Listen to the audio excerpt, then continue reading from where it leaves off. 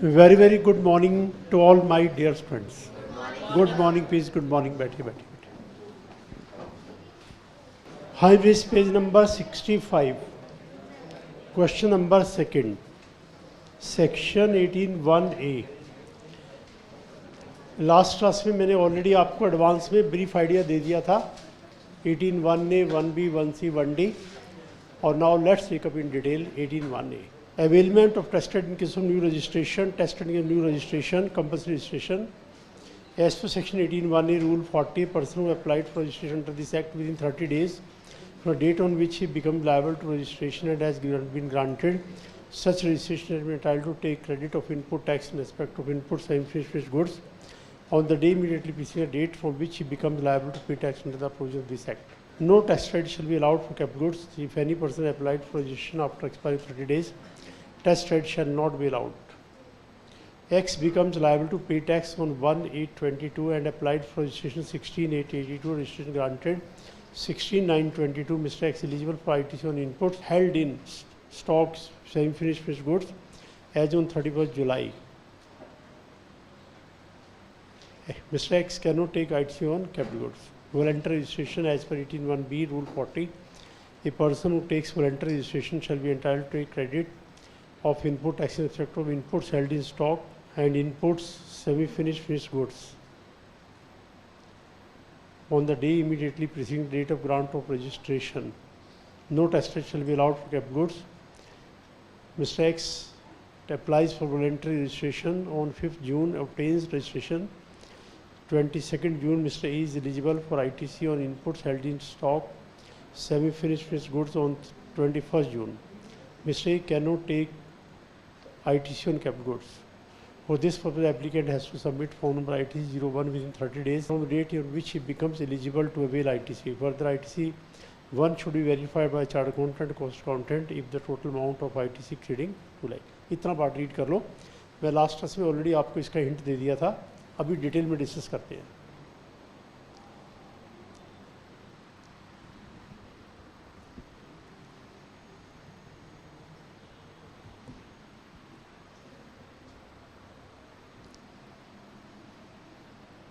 देखिए अब इसका मीनिंग लास्ट क्लास में भी डिस्कस किया था हमने, दोबारा देख लीजिएगा. मिस्टर एक्स अनरजिस्टर्ड डीलर है और इस पर्सन ने 17/22 को कुछ इनपुट्स खरीदे हैं. लेट्स से 10 लाख के, साथ में जीएसटी दिया 2 लाख. अभी वो अनरजिस्टर्ड है तो क्या टैक्स क्रेडिट मिलेगा? नो, अनरजिस्टर्ड को तो मिलता नहीं है. फिर बाद में 10/12/10/9/22 को इसकी टर्नओवर 40 लाख क्रॉस कर गई तो उसने रजिस्ट्रेशन के लिए अप्लाई कर दिया. रजिस्ट्रेशन के लिए कितने डेज में अप्लाई करना है? 30 डेज. वो उसे 30 दिन का टाइम आपको देंगे. ऐसा नहीं है आज क्रॉस किया आज अप्लाई करो जी. 30 डेज का टाइम आपके पास है, आप कर देना. तो इस पर्सन ने अप्लाई कर दिया 20 सितंबर 22 को. फिर से सर्टिफिकेट मिला 25 सितंबर 22 को. आज ये रजिस्टर्ड है. अभी कह रहा मैं रजिस्टर्ड हूँ तो मुझे टेस्टेड मिलना चाहिए और जो सामान मैंने ख़रीदा था उसमें से यहाँ तक आधा बिक गया था, आधा मेरे पास आज भी पड़ा है और वो आधा मैं अब रजिस्टर होने के बाद बेचूँगा तो मैं आउटपुट चार्ज करूँगा तो मुझे इसका टेस्टेड मिलना चाहिए. यस और नो? यस. हमने लास्ट में बात की थी, गोल से एग्रीड ले लो आप टेस्टेड रेट. लेकिन अगर इसने 10/9 को इसका क्रॉस किया था 40 लाख, ये अप्लाई करता है 30 डेज़ के बाद. मान लीजिए मैं कहता हूँ 15 अक्टूबर, तो कौन से भूल जाओ, नहीं देंगे टैक्स क्रेडिट. आपने टाइमली अप्लाई क्यों नहीं किया? तो अगर ये 30 डेज़ निकल जाएँ तो आप टैक्स क्रेडिट मत देना. विदिन 30 डेज़ अप्लाई करें तो दे देना. फिर उसने कहा मेरे पास तो प्लांट मशीनरी भी है, कैपिटल गुड्स भी है, इसका भी तो टैक्स क्रेडिट मिलता है. कौन से? प्लांट मशीनरी का हम नहीं देंगे. रजिस्ट्रेशन के बाद जो लोगे उसका तो दे देंगे, पुराने वालों का नहीं देंगे. क्योंकि अब ये मैटर ऐसा है, कोई कहेगा भी रजिस्ट्रेशन से पहले तो बिल्कुल भी नहीं मिलना चाहिए, कोई कहेगा सारा मिलना चाहिए, कोई कहेगा कुछ दे दो कुछ रहने दो. तो गवर्नमेंट का कुछ ले लो कुछ रहने दो. कुछ किसका ले लो? इनपुट्स का. कुछ रहने दो किसका? कैपिटल गुड्स का भी रहने दो और इनपुट सर्विसेज का भी रहने दो. अगर आपने कोई इनपुट सर्विस ली थी उसका भी देंगे. तो ये मिक्स करके निकाला कि भाई चलो कुछ अलाउ कर दो कुछ मत करो, और अगर 30 डेज़ के बाद अप्लाई किया तो फिर इसको इनपुट्स का भी मत दो। तो ये एट रैंडम रूल बनाया है कि भाई थोड़ा सा हमने रिलैक्स कर दिया, थोड़ा सा हमने डिनाई कर दिया, ठीक है। अब लेट्स सी वॉलंटरी रजिस्ट्रेशन है। देखो रजिस्ट्रेशन से रिलेटेड सेक्शन है 22। इनपुट से रिलेटेड कौन से है? इनपुट एस्टेडेड मिलेगा नहीं मिलेगा, कब मिलेगा, कैसे मिलेगा, सारी कहानी किसके सेक्शन में है? 16, 17 एंड 18। 3 सेक्शन है, 16, 17, 18। ये 3 सेक्शन डिटेल में डिस्कस करते हैं, मिलेगा नहीं मिलेगा, और लास्ट क्लास में मैंने तीनों सेक्शन का डिटेल में आपको पूरे पार्ट सारे बता दिए। अब फिर डिटेल में टेकअप करें। अब रजिस्ट्रेशन 40 लाख क्रॉस करने पर रजिस्टर करना, ये बात कहाँ लिखी है? ये रजिस्ट्रेशन के चैप्टर में है। जैसे रिटर्न के मैंने 3 सेक्शन याद करवाए थे आपको, कौन कौन से थे? 37, 38, 39। साथ में इनके रूल थे 59, 60, 61। फिर मैंने आपको एक रिटर्न एनुअल का भी बता दिया था, एक फाइनल का भी बता दिया था, और एक फर्स्ट का भी बता दिया था, है ना। टोटल 85 तो सेक्शन है, धीरे धीरे याद हो जाएंगे। अभी 7-8 तो याद हो ही गए ना, बाकी भी हो जाएंगे। रजिस्ट्रेशन 40 लाख क्रॉस करने में करवाना पड़ेगा, कौन सेक्शन में है? सेक्शन 22। सेक्शन 22 कौन से एक्ट का?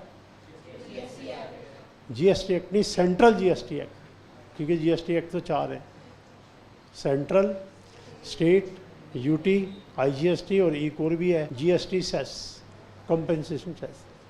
तो हमारे सिलेबस में स्टेट का तो है ही नहीं, स्टेट की तो बात हो ही नहीं सकती। या इंटीग्रेटेड है या सेंट्रल है। इंटीग्रेटेड का तो जरा सा पार्ट है, सारा सेंट्रल ही है। तो मान के चलो सारी सेक्शन सेंट्रल जीएसटी के ही है। तो सेक्शन 22 में दे रखा है, अगर आपकी टर्नओवर प्रेस्क्राइब लिमिट क्रॉस कर गई, कुछ स्टेट्स में वो 40 लाख है, कुछ स्टेट्स में वो 20 लाख है, कुछ स्टेट में 10 लाख है, 3 लिमिट है। In general 40 lakh. तो हम बार बार 40 लाख की बात करेंगे। वैसे 40, 20, 10 है। सर्विसेज में 20 लाख है, हम सर्विस प्रोवाइडर 20 लाख है, और कुछ स्टेट्स में 10 लाख है। सर्विसेज में 2 कैटेगरी है, 20 एंड 10, और गुड्स में 3 कैटेगरी है, 40, 20, 10। स्टेट वाइज याद करना पड़ेगा। तो रजिस्ट्रेशन की बात कौन सेक्शन में है? 22। फिर 22 ये कह रहा है, मान लो आप टैक्सेबल गुड्स भी बेच रहे हो और आप एग्जम्प्ट भी बेच रहे हो। मेरी दुकान है बुक्स की, मैं स्टेशनरी भी बेचता हूँ, पेन पेंसिल पर जीएसटी है, बुक्स पे नहीं है। तो 40 लाख टर्नओवर मेरी स्टेशनरी की देखी जाएगी या बुक्स की भी बीच में मिला देंगे? तो उसे हम बुक्स की भी बीच में मिला देंगे। एग्जम्प्ट प्लस टैक्सेबल टोटल करके देखेंगे कितने टर्नओवर है। अगर टोटल 40 लाख क्रॉस कर गया तो आपको रजिस्ट्रेशन करवानी पड़ेगी। ये बात कौन से सेक्शन में है? सेक्शन 22।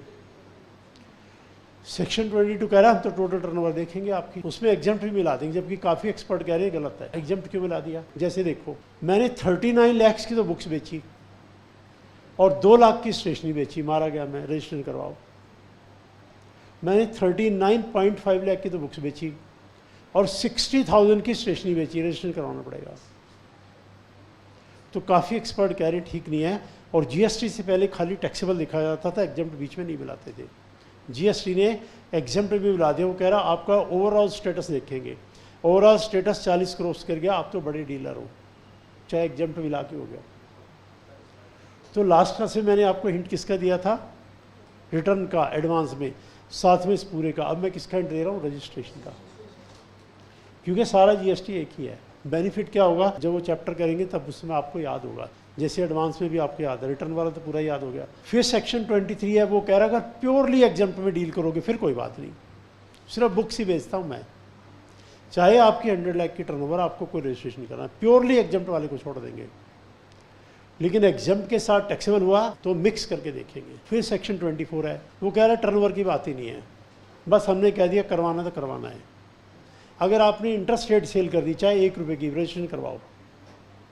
इंटरेस्ट रेट सेल में कोई टर्नओवर नहीं देखी जाएगी। मैंने दिल्ली से सामान भेज दिया यूपी, इंटरेस्ट रेट का मतलब है you are a big dealer. दूसरी स्टेट से ऑर्डर आ रहे हैं तुम्हारे पास, अपने आप बड़े डीलर हो। इंटरेस्ट रेट वाले को तो करवाना है। सेक्शन 24 उसमें लिस्ट दे रखी है। अगर आपने अमेजोन के थ्रू बेच दिया, बस रजिस्ट्रेशन करवाओ। अगर आप ई कॉमर्स ऑपरेटर के थ्रू डील कर रहे हो रजिस्ट्रेशन करवाओ, टर्नओवर की बात ही नहीं है। और आप खुद ही कॉमर्स ऑपरेटर हो फिर भी करवाओ, टर्नओवर की बात ही नहीं है। तो ऐसे कुछ केस की लिस्ट का है सेक्शन 24। टर्नओवर की बात ही नहीं है, करवाना पड़ेगा। ठीक है, तो मैंने 22 क्लियर कर दिया, 23, 24। रजिस्ट्रेशन में तो बहुत सेक्शन है, 29 तक है, 30 भी है, लेकिन 3 मेन है, 22, 23, 24। रजिस्ट्रेशन किसको करवाना इन सेक्शन में दिया हुआ। आगे फिर क्या दिया हुआ है, प्रोसीजर क्या होगा, सर्टिफिकेट को अमेंडमेंट कैसे होगी, सर्टिफिकेट का कैंसिलेशन कैसे होगा, सर्टिफिकेट के कैंसिलेशन का रिवोकेशन कैसे होगा। जैसे देखो, मैंने सर्टिफिकेट बनवा लिया, पीतमपुरा में मेरी दुकान है, बाद में मैंने कहा नहीं इसको तो शिफ्ट करेंगे, हम तो रोहिणी लेके जाएंगे, तो नया सर्टिफिकेट लेना पड़ेगा। नहीं, अमेंडमेंट करवा लो। नाम भी बदलवा सकते हो, प्लेस भी बदलवा सकते हो, जिन गुड्स में आप डील कर रहे हो उसकी लिस्ट देनी होती है, उसमें प्लस माइनस करवा सकते हो। कोई नई ब्रांच खोल ली, अमेंडमेंट करवा लो, कोई ब्रांच बंद कर दी, अमेंडमेंट करवा लो। इस तरह से 6-7 आइटम है, उसमें अमेंडमेंट हो सकती है। और बहुत बड़ा चेंज आ गया तो कैंसिल करवा के नया लो। जैसे मैंने सब बिजनेस ही बेच दिया, वो नया बंदा थोड़ा मेरे रजिस्ट्रेशन से कर लेगा, वो तो मेरा कैंसिल होगा, उसका नया आएगा। तो ये अमेंडमेंट। कैंसिलेशन, मैंने बिजनेस ही बंद कर दिया, कैंसिल करवा लो। मैंने टैक्स नहीं दिया, रिटर्न नहीं दी, डिपार्टमेंट से हम उठा के कैंसिल कर देंगे। तो 2 तरह से कैंसिल है, एक हमारे रिक्वेस्ट पर और एक है स्यू मोटो। स्यू मोटो बाय द डिपार्टमेंट, वायलेशन करोगे कैंसिल कर देंगे। पर्सन कह रहा कर दो कैंसिल, मेरे तो मजे आ गए, अब मुझे टैक्स लेना ही है, उनसे नहीं। कैंसिल का ये मतलब नहीं, कैंसिल का मतलब है यू कांट डू बिजनेस, आपका बिजनेस बंद। टर्नओवर आपकी 40 लाख से ज़्यादा है, रजिस्ट्रेशन आपको लेना पड़ेगा, हमने आपका कैंसिल कर दिया, बिना रजिस्ट्रेशन के आप बेच नहीं सकते, बिजनेस बंद हो गया आपका। कैंसिल का मतलब ये नहीं है कि आपको बिना टैक्स के बिजनेस कर लो, वो बंद हो गया, बिजनेस ही बंद हो गया आपका। तो हमने कहा मान लो तुमने गलत कैंसिल कर दिया, ये हमसे गलती होगी, आगे से नहीं करेंगे, अब क्या करें। तो कह रहे you should apply for revocation of cancellation, कि क्या आप रिक्वेस्ट करो, हम कैंसिलेशन को विड्रॉ करेंगे। नया रजिस्ट्रेशन नहीं मिलेगा, मेरा सर्टिफिकेट कैंसिल होगा, मैंने कहा हो जाओ ये लो नया अप्लाई कर दो, नया ले लो, रहने दो कैंसिल, नया नहीं मिलेगा। पुराने वाले को रिक्वेस्ट करके विड्रॉ करवाना पड़ेगा, and that is called revocation of cancellation. तो रजिस्ट्रेशन में इतना ही मेन पार्ट है। इन जनरल रजिस्ट्रेशन किसको करवाना, कौन सा section, 22। 40 lakh, 20 lakh, 10 lakh, services 20 lakh, 10 lakh, depends on the state. छोटी स्टेट छोटी लिमिट, बड़ी स्टेट बड़ी लिमिट। जो त्रिपुरा वगैरह, अरुणाचल प्रदेश वगैरह, वहाँ बिजनेस है ही नहीं, एग्रीकल्चर ही है, वहाँ लिमिट कम है। दिल्ली में, मुंबई में, पंजाब में, हरियाणा में खूब बिजनेस है। यूपी में भी अब तो बिज़नेस डेवलप होने लगा है। बिज़नेस वहाँ डेवलप करता है जहाँ माहौल अच्छा हो, जहाँ सब बदमाश टाइप लोग होंगे, लॉ एंड ऑर्डर नहीं होगा, बिज़नेस डेवलप में बिजनेसमैन सब भाग जाएंगे। क्योंकि जो बदमाश टाइप लोग हैं बिजनेसमैन को फ़ोन कर देंगे जी 50 लाख शाम को घर आना चाहिए वरना घर नहीं जाओगे। तो ये कल्चर था यूपी और बिहार का, तो बिज़नेस डेवलप ही नहीं किया कभी। तो जब तक इन माफिया लोगों को गवर्नमेंट नहीं मारेगी तब तक बिज़नेस नहीं हो सकता। तो योगी जी ने तो लाइन लगाई, 6 साल हो गए अब तक मारते मारते, अभी तक नहीं मरे जितने बदमाश लोग हैं। तो अब बिजनेसमैन वहाँ जाने लगा कि अभी आप ठीक है बिज़नेस कर लेंगे। गुजरात में जब मोदी जी चीफ मिनिस्टर बने थे, उन्होंने आते सबसे पहले यही काम किया था, पता नहीं कितने एनकाउंटर करवाए, सब बदमाशों के सबके एनकाउंटर करवा दिए, टोटली साफ कर दिया था। तो अब योगी जी उसी को कॉपी कर रहे हैं वहाँ पे। तो एनीवे बिजनेस की बात छोटी छोटी स्टेट में नहीं है, एग्रीकल्चर में लिमिट कम है, क्योंकि आप स्टेट याद करोगे ना आपको प्रॉब्लम आएगी। तो मैं आपको क्राइटेरिया बता रहा हूँ याद करने का। छोटी स्टेट पहले समझ जाना लिमिट कम होगी, बड़ी स्टेट पहले समझ जाना लिमिट ज़्यादा है, फिर उनको याद कर लेना भी छोटी में कौन कौन सी, बड़े में कौन कौन सी। और सेक्शन 23 कह रहा है प्योरली एग्जाम्प्ट में रजिस्ट्रेशन नहीं करवाना, और 24 कह रहा है रजिस्ट्रेशन की बात नहीं है, बस हमने कह दिया करवाना तो करवाना है। फिर एक सेक्शन अमेंडमेंट को डील करा है, एक कैंसिलेशन को, एक रिवोकेशन ऑफ कैंसिलेशन को। ठीक है, हम कुछ भी बात करेंगे आगे का रेफरेंस आएगा ही आएगा। लास्ट क्लास में रिटर्न का आ रहा था, अब ये रजिस्ट्रेशन का आ रहा है। ठीक है, अब ये रजिस्ट्रेशन का एक सेक्शन है 25 प्रोसीजर इसके अंदर है कैसे रजिस्ट्रेशन करवाना है। इसमें लेकिन बीच में इसने एक बात और लिखी है 25(3) में कि वॉलंटरी कोई भी रजिस्ट्रेशन करवा ले। और कोई कहता है जी मुझे करवाना है करवा लो, हम तो कह रहे हैं ना करवाओ, वो कह रहे नहीं मैं तो करवाऊंगा, करवा लो वॉलंटरी। अब वॉलंटरी बताओ कोई करवाएगा कि नहीं करवाएगा वॉलंटरी रजिस्ट्रेशन। देखिए, अगर मैं वॉलंटरी करवाऊंगा, मैंने आज दुकान खोली है, वॉलंटरी रजिस्ट्रेशन करवाऊंगा, पहले तो रजिस्ट्रेशन के प्रोसेस में पड़ जाऊंगा, REG1 भरो, इतनी डिटेल दो, फिर मुझे REG6 के अंदर एक सर्टिफिकेट मिल जाएगा, रजिस्ट्रेशन सर्टिफिकेट इस फॉर्म में आ जाएगा मेरा। उसके बाद मुझे बिल बुक छपवानी पड़ेगी, बिल बुक के ऊपर ये नंबर लिखा रहेगा और हर किसी को बिल बुक इशू करो, ये बिल इशू करो, फिर इसका REG1 भरो, वो GSTR1 भरो, स्टेटमेंट ध्यान करो, फिर मेरा आएगा कौन से वाला GSTR2B, फिर और मैं रिटर्न भरूंगा GSTR3B, फिर मेरा एनुअल जाएगा GSTR9, और फिर मैंने रजिस्ट्रेशन के टाइम पे फर्स्ट भी भरा होगा, है ना, और फिर मेरा फाइनल जाएगा जब कैंसिलेशन होगा। तो रजिस्ट्रेशन का मतलब है सारी मुसीबत मोल लेना। उससे हम तो नहीं कह रहे लोग, कुछ लोग कह रहे नहीं मैं तो रजिस्ट्रेशन लूँगा वॉलंटरी 25(3) में, तो मैं कह रहा हूँ वॉलंटरी कोई लेगा क्या? देखो वॉलंटरी कैसे लेंगे, सपोज करिएगा एक बड़ी कंपनी है, उसने दिल्ली के अंदर अपना शोरूम खोला, जिसके ऑलरेडी इंडिया के डिफरेंट स्टेट्स में बड़ी बड़ी शोरूम है और करोड़ों रुपए की टर्नओवर है, दिल्ली में भी खोला है, तो अंडरस्टूड है दिल्ली में भी टर्नओवर क्रॉस कर जाएगी, 2-4 दिन में ही क्रॉस कर जाएगी। 40 लाख क्या चीज़ है। अब ये FD5 है, 5वीं बिल्डिंग, टाटा ने खोला है, क्रोमा का नया सेंटर खुलाया, तो टाटा के क्रोमा में 40 लाख क्रॉस करने को कितने दिन लगेंगे? 4 दिन, 6 दिन, 8 दिन। तो क्यों इंतज़ार करना, शुरू में ही करवा लो ना, फिर करवाना तो पड़ेगा ही।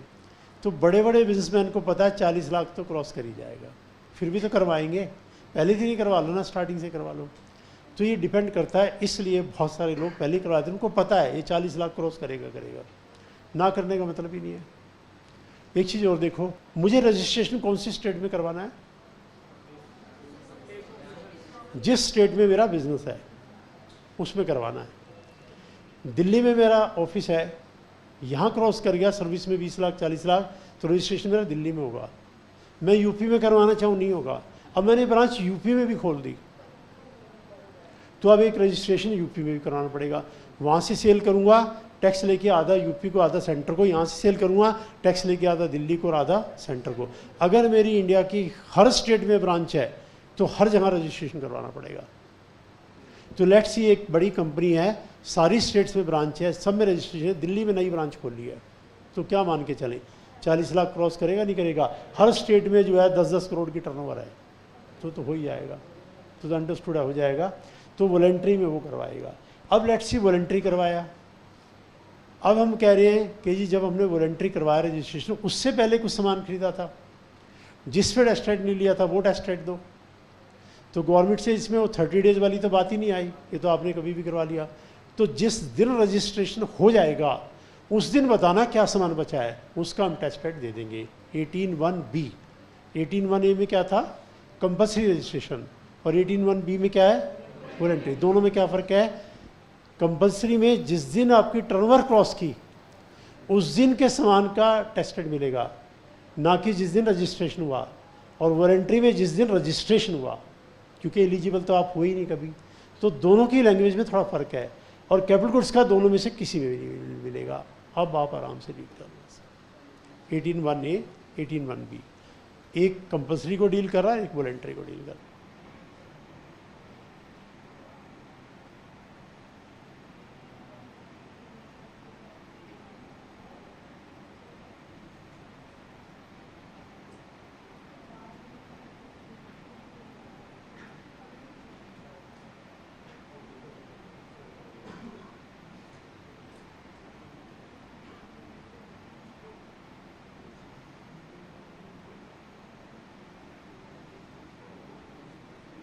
देखिए भाई, सेक्शन 18(1)A है, B है, C है, D है, 4 पार्ट है। हमने अभी ये 2 किए हैं। चारों पार्ट में कॉमन क्या है? पहले टेस्ट राइट नहीं मिला था, अब ले लो। 4 केस बनेंगे, मैंने अभी 2 बताए हैं। जिनमें पहले नहीं मिला था अब ले लो, अब ले लो। यहाँ पे वो कह रहे हैं इनपुट्स का ले लो, कैपिटल गुड्स का नहीं मिलेगा, ना इनपुट सर्विस का मिलेगा। यहाँ पे वो कह रहे हैं इनपुट्स का ले लो, ना इनपुट सर्विस का ना कैपिटल गुड्स का। यहाँ वो कह रहे हैं इनपुट्स का भी ले लो, कैपिटल गुड्स का भी ले लो, इनपुट्स का भी ले लो, कैपिटल गुड्स का भी ले लो, इनपुट सर्विसेज का नहीं मिलेगा। ये 2 केस अभी आएंगे। तो चारों में ध्यान रखना, वहाँ 2 में वो कैपिटल गुड्स नहीं दे रहे, 2 में दे रहे हैं। दे वहाँ भी सकते थे, गवर्नमेंट की मर्जी है। मैंने भी कहा कि भाई कोई कहेगा लॉजिकली बनता, कोई कहेगा नहीं बनता। वो कहेगा जब सामान तुमने खरीदा था तब हम रजिस्टर्ड थे, तो किस बात का टेस्ट क्रेडिट? अच्छा अब रजिस्टर हो गए, चलो बनता है। तो दोनों बातें हैं। तो गवर्नमेंट का थोड़ा अलाउ कर दो, थोड़ा रहने दो। यहाँ पे अलाउ किया। ये केस क्या, अभी केस सामने आएंगे आपके। अब यहाँ पे जिस दिन आपकी लिमिट क्रॉस की, उससे जस्ट पहले वाले दिन जितना सामान था ले लो। रजिस्ट्रेशन किस दिन हुआ, किस दिन भी हुआ, आपको अप्लाई 30 डेज में करना है। रजिस्ट्रेशन कभी भी हो। यहाँ पर वॉलंटरी है, जिस दिन रजिस्ट्रेशन हो जाएगा उससे पहले दिन बताना कितना सामान था, उसका दे देंगे। फिर इन चारों पे लगता है सेक्शन 18(2). लास्ट क्लास में मैंने बता दिया था आपको कि जब आप इनपुट्स का टेस्ट रेट लेंगे, वो इनवॉइस 1 साल से ज़्यादा पुरानी नहीं होनी चाहिए। अगर 1 साल से ज़्यादा पुरानी है तो नहीं मिलेगा, बहुत पुरानी का नहीं मिलेगा। जिस दिन आप टेस्ट रेट लेंगे और जो इनवॉइस की डेट है उसमें गैप 1 साल से ज़्यादा नहीं होना चाहिए। 1 साल ज़्यादा नहीं मिलेगा। ये 18(2) है। 18(2) इस पर भी लगता है, इस पर भी लगता है, इस पर भी लगता है, इस पर भी लगता है। इन चारों पे 18(2) लगता है, कॉमन है। 18(2) में लिखा है it is applicable for section 18(1). Understood है, ABC। Maximum gap can be 1 year. ठीक है। अब लेट्स सी कि जो सामान मेरे पास बचा हुआ था, जिसका मैं टेस्ट रेट लेने जा रहा हूँ, वो टेस्ट रेट 3 लाख रुपए का है। उसे हो तो तुम अनरजिस्टर्ड। अनरजिस्टर्ड तो जरा सा सामान खरीदता है, बिक जाएगा, फिर जरा सा और लाएगा, फिर जरा एट ए टाइम थोड़ा हो जाएगा। जो बचा होगा स्टॉक कितना बचा होगा, इनपुट कितना, टेस्ट रेट कितना होगा, 10,000 होगा, 5,000 होगा, 15,000, ये 2 लाख से भी ज़्यादा है। तो फिर ऐसा करो, चार्ट अकाउंटेंट से सर्टिफिकेट बनवा के लाओ, सारा सामान चेक करवाओ, इन्वेंट्री लिस्ट दो, सारी बिल सबमिट करो, चार्ट अकाउंटेंट चेक करेगा, सर्टिफिकेट देगा, यस बनता है। अगर 2 से ज़्यादा है फिर देंगे, नहीं तो नहीं देंगे हम आपको। फिर हमारी साइट के ऊपर एक रिटर्न स्टेटमेंट है, अपलोड कर दो। उस स्टेटमेंट के अंदर सारी इनवाइसेस की डिटेल लिखो, कब कब खरीदा था, कितना कितना बचा है, तब जाके आपको टेस्ट रेट मिलेगा। ये पूरी बात है, अब आप रीड करके देखो।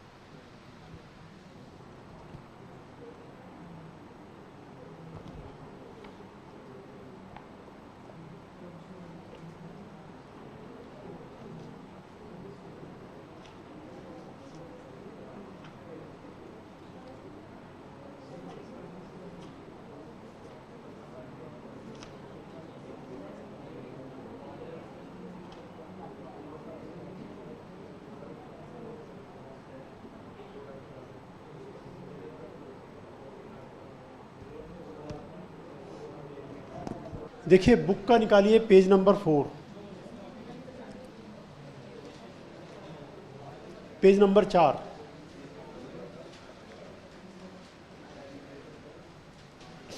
देखो जैसे मैंने बीच में सेक्शंस बोले 16, 17, 18, 37, 38, 39 वगैरह वगैरह, तो जैसे मैंने बोल दिया, अब आप याद करना चाह रहे तो ये लिस्ट है सेक्शंस की। तो जो जो सेक्शन हमारे रेफरेंस में आते जाएंगे उसको टिक कर लेना, ताकि आपको याद रहे भी हाँ ये हमें याद करना है, ये तो हमारा रेफरेंस बीच में आ चुका है। तो देखो सबसे पहले आओ सेक्शन 16 पे, देखो क्या लिखा है, जो कि हमारा भी चल रहा है एलिजिबिलिटी कंडीशंस। इसमें साइड में कहीं टिक कर लो। इस सेक्शन 16 तो हमारा पूरा हो चुका है। 17 इसी से कनेक्टेड है, अभी हम करेंगे, और 18 हम कर रहे हैं, इसको भी टिक कर लो। ठीक है, 16, 17, 18। सेक्शन 22 की अभी मैंने बात बताई, रजिस्ट्रेशन किसको करवाना, टिक कर लो कि हाँ इसका रेफरेंस आ चुका है। 23 को टिक कर लो कि जो प्योरली एग्जम्प्ट बेचते हैं उनको नहीं करवाना होता, और 24 को टिक कर लो कि रजिस्ट्रेशन करवाना टर्नओवर की बात नहीं है।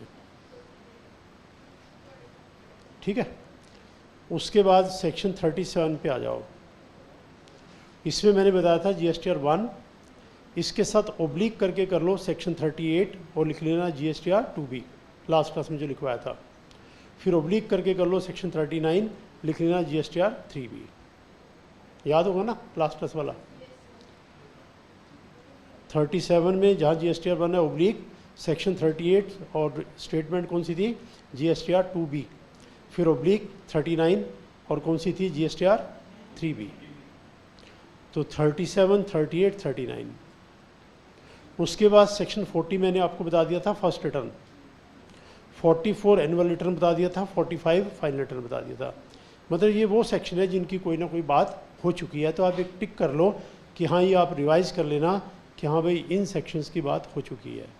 डिटेल में अभी आने हैं ताकि आप बार बार याद करना चाहो तो कर लो, क्योंकि ज़्यादा सेक्शन नहीं है, देख लो कितने हैं, बस इतने ही तो सेक्शन है। अच्छा, एक मैंने सेक्शन 8 भी लास्ट क्लास में आपको बता दिया था, mix supply composite supply, section 8 पे भी टिक कर लो।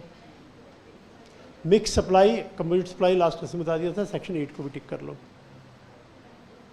आप देख लो कितने सेक्शन हैं, जरा से सेक्शन है, और हमारी 2-4-5 क्लास में कितने सारे सेक्शन ऑलरेडी हमारे पास रेफरेंस आ चुका है। हाँ जी, 50 का, हाँ 50 का भी आ गया था। Interest on delayed payment of tax,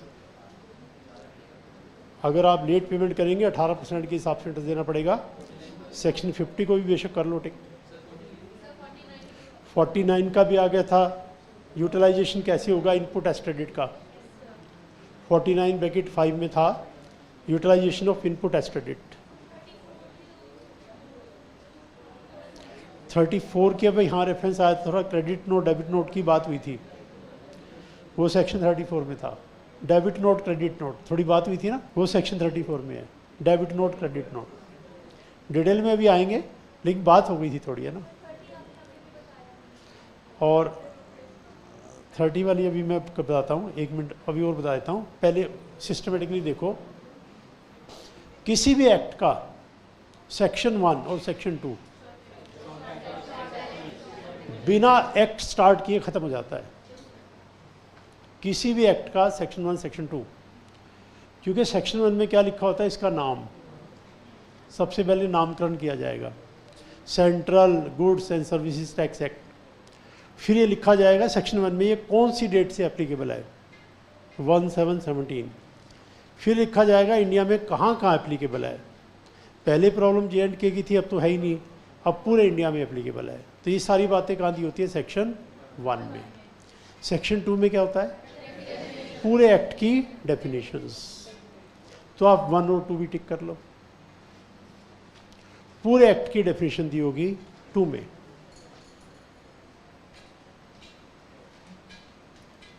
ठीक है, 1 और 2 भी टिक कर लो। उसके बाद रजिस्ट्रेशन में मैं थोड़ा और बताता हूँ आपको। 22 सेक्शन कहता है जी रजिस्ट्रेशन किसको करवाना है, 23 कह रहा है प्योरली एग्जम्प्ट वाले को नहीं करवाना है, और 24 कह रहा है करवाना ही करवाना है, टर्नओवर की बात नहीं है। उसके के आगे के सेक्शन चलो अभी टिक ना करो, वैसे 25 में पूरा प्रोसीजर दिया है, फिर 26 में कुछ और पार्ट है। चलो आप रजिस्ट्रेशन के बाकी किसी सेक्शन पे टिक मत लगाओ, ठीक है। अब एक बेसिक पार्ट इनकम टैक्स के सेक्शन 4 में बताओ क्या था। इनकम टैक्स के चार्जिंग सेक्शन कि हर पर्सन को जिसकी भी इनकम 2.5 लाख से ज़्यादा उसे टैक्स देना है। मैंने कहा था ना टैक्स में हमेशा एक सेक्शन होता है जो कहता है टैक्स देना है, चार्जिंग सेक्शन। ऐसे जीएसटी का चार्जिंग सेक्शन है सेक्शन 9। सेक्शन 9 ये कहता है कि अगर आपकी टर्नओवर 40 लाख से ज़्यादा, आप रजिस्टर्ड डीलर हो, तो जो भी आप सामान बेचेंगे आप टैक्स चार्ज करके गवर्नमेंट को देंगे। वो सेक्शन 9 है, चार्जिंग सेक्शन। तो 9 पे टिक कर लो बेशक।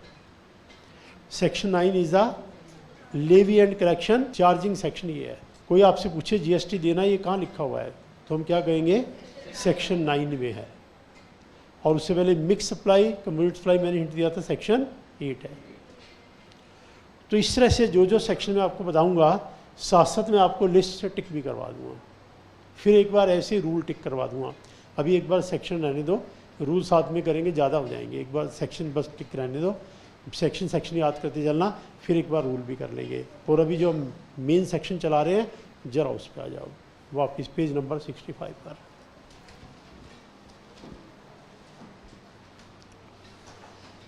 तो 18(1)(a) क्लियर हो गया, किसके लिए है, कंपल्सरी रजिस्ट्रेशन।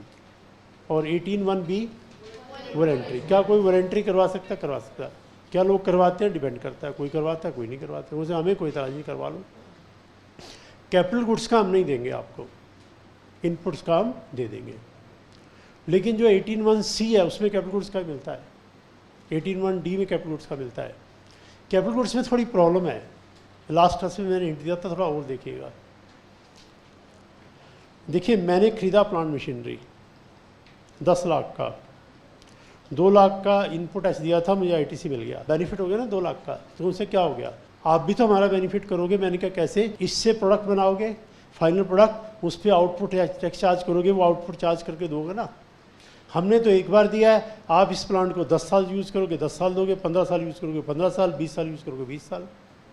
तो हमारा कोई लॉस नहीं है, क्योंकि आप टैक्स में चार्ज करके दोगे। अगर हम आपको आईटीसी नहीं देंगे डबल टैक्स हो जाएगा।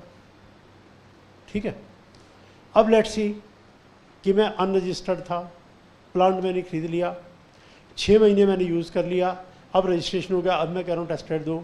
मुझसे इसकी 6 महीने लाइफ देखो घट गई है। सारे का तो आपका इंटाइटलमेंट बनता ही नहीं, इनपुट्स तो वही रहेगा, इनपुट्स की वैल्यू नहीं घटेगी। इनपुट तो अगर 100 रुपये का लिया, रखा हुआ है, सामान नहीं बिका, 100 रुपये का ही है। प्लांट मशीन खरीदा था, 6 महीने यूज़ कर लिया, ये उतने का नहीं है जितने का लिया था, सेकेंड हैंड हो गया, ये यूज़ कर लिया। इनपुट कोई यूज़ नहीं करता। स्टॉक इन ट्रेड जो है वो वैसे का वैसा पैक्ड रखा जाता है। किसी दुकान पे जाएं, वो कहता है जी पैक्ड सामान देंगे, अगर पैकिंग खुली भी हो नहीं लेंगे हम। वो कहे यूज़ नहीं हुआ, पैकिंग खुली हुई हम नहीं लेते। और ये तो यूज़ कर दिया, तो आपका पूरे का इंटरटेनमेंट तो बनता ही नहीं है। 6 महीने यूज़ किया, 6 महीने का कम कर लो। अब कम तो तब करें जब पूरा पता हो, इसकी लाइफ तो पता ही नहीं लाइफ कितनी है। 20 साल लाइफ हो तो 6 महीने का कैलकुलेट कर लो, 15 साल लाइफ कैलकुलेट कर लें। तो जीएसटी में ध्यान रखना एक प्रिजम्पशन है, every asset has a life of 5 years. यानी अगर कैलकुलेट करना भी हो तो 5 ईयर की टोटल लाइफ मान के 6 महीने का प्रोपोर्शनेट कम करके बाकी टेस्टेड मिल सकता है। बस ये कैलकुलेशन करना पड़ेगा, लेकिन मिल सकता है। 5 ईयर का मतलब है कितने क्वार्टर हुए, 20 क्वार्टर। ठीक है, और एक क्वार्टर का कितना बना, 5%। करेक्ट। अगर 6 महीने यूज़ किया तो कितने हुए, 2 क्वार्टर। 2 क्वार्टर का 10% कम कर लो, 90% टेस्टेड मिल जाएगा आपको। करेक्ट और नॉट। अब मान लो 5 महीने यूज़ किया हो तो फंस गए। इसको कितना, 1 क्वार्टर माने या 2 क्वार्टर माने। तो इसमें लिखा हुआ है part of the quarter is a full quarter. 5% पर क्वार्टर और पार्ट देयर ऑफ रिड्यूस कर लो, बाकी ले लो। अगर कहीं पर गवर्नमेंट ने कहा है कि भाई बाद में हम तुम्हें दे देंगे, तो साथ में क्या लिखा है कि जो आपने कैपिटल गुड्स खरीदे थे, जितना आपने इनपुट एस दिया था, उसमें आप 5% पर क्वार्टर और पार्ट देयर ऑफ कम कर लो, बाकी का ले लो। क्योंकि 18(1)(c) में अलाउड है। 18(1)(c) का मैं हिंट दे रहा हूँ, कैलकुलेशन वहाँ पे ऐसे आएगी। ये कैलकुलेशन रूल 40 है, उसके अंदर कैलकुलेशन दे रखी है। हर क्वार्टर का कितना, 5%, और हर एसेट की लाइफ कितनी, 5 ईयर, चाहे एक्चुअल 15 साल हो, तो कैलकुलेशन तो हो जाएगा। तो कैलकुलेशन तो वहाँ 18(1)(a) में भी हो सकता था, बी में भी, और कौन से नहीं, हमने देना ही नहीं, सी में देंगे हम, डी में देंगे हम आपको। सी और डी में क्या चीज़ है वो अभी हम बात कर लेते हैं। उससे पहले दोबारा रीड कर लो 18(1)(a) और बी, बिकॉज समझने के से ज़्यादा ज़रूरी है जीएसटी में याद करना। जो स्टूडेंट समझने के बाद क्लास में याद कर लेते हैं उनका तो काम चल गया, वरना ये याद नहीं जल्दी से होता। इसको अच्छे से याद करना पड़ेगा आपको। तो एक बार आप याद करो, फिर मैं किसी स्टूडेंट को बुलाता हूँ, यहाँ पे आके मुझे सुनाएगा सारा पिछली क्लास का सेक्शन 16 पूरा और आज का क्लास का ये, जिसको मैं कहूँगा यहाँ आना, ब्रीफली पूरा बता सुनाना। ये तभी काम चलेगा जीएसटी में। इनकम टैक्स में ऑटोमेटिकली याद है, ये ऑटोमेटिक याद नहीं होता।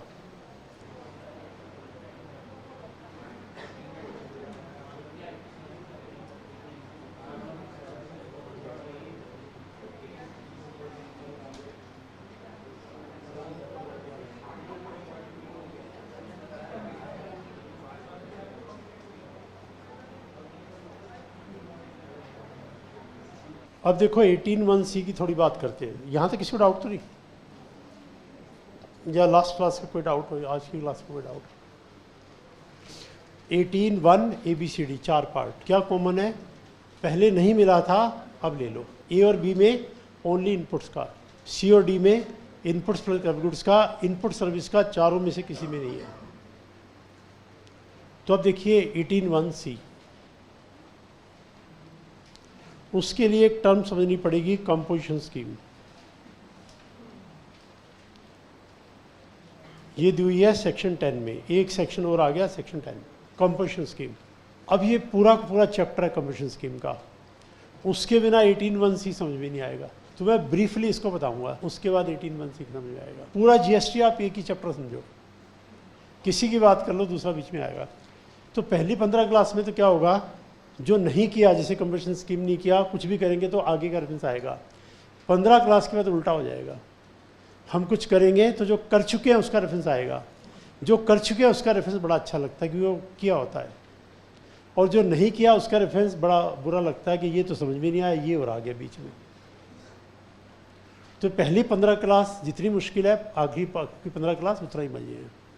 रिवीजन चलता जाएगा, फिर बार बार मैं बोलता जाऊँगा जैसा हमने किया था वहाँ, जैसा हमने, आप बोलते जाना हाँ हाँ ठीक है, ठीक है। तो कंपटीशन स्कीम अपने आप में बड़ा इंपॉर्टेंट पार्ट है, इसमें नोट आता है, वो ये है। देखिए मैंने 10 लाख का सामान खरीदा, मैं रजिस्टर्ड डीलर हूँ, 40 लाख मेरा ऑलरेडी क्रॉस कर चुका है। अब 10 लाख का सामान खरीदा, 2 लाख का मैंने दिया जीएसटी, फिर मैंने इस 10 लाख के अंदर अपना प्रॉफिट ऐड किया, लेट्स सी 3 लाख का 13 लाख में बेचा, उसके ऊपर आउटपुट जीएसटी चार्ज किया। मान लो आउट जीएसटी का रेट है 20%, तो 20% चार्ज किया, कितना 2,60,000। तो मुझे सारी अकाउंटिंग करनी पड़ेगी, इनपुट एस्टेट मेरा कितना बना है, सारी रिटर्न भरनी पड़ेगी, जीएसटीआर 1, 2 भी आएगी, 3 भी भरनी पड़ेगी, सब कुछ करना पड़ेगा अकाउंटिंग, इधर चार्ज करना पड़ेगा अकाउंटिंग, टू मच अकाउंटिंग। और मेरी टर्नओवर अभी 50 लाख है, रजिस्टर्ड तो मैं हूँ, बहुत छोटे लेवल पे काम कर रहा हूँ। 50 लाख की टर्नओवर कोई बड़ी चीज़ थोड़ा है।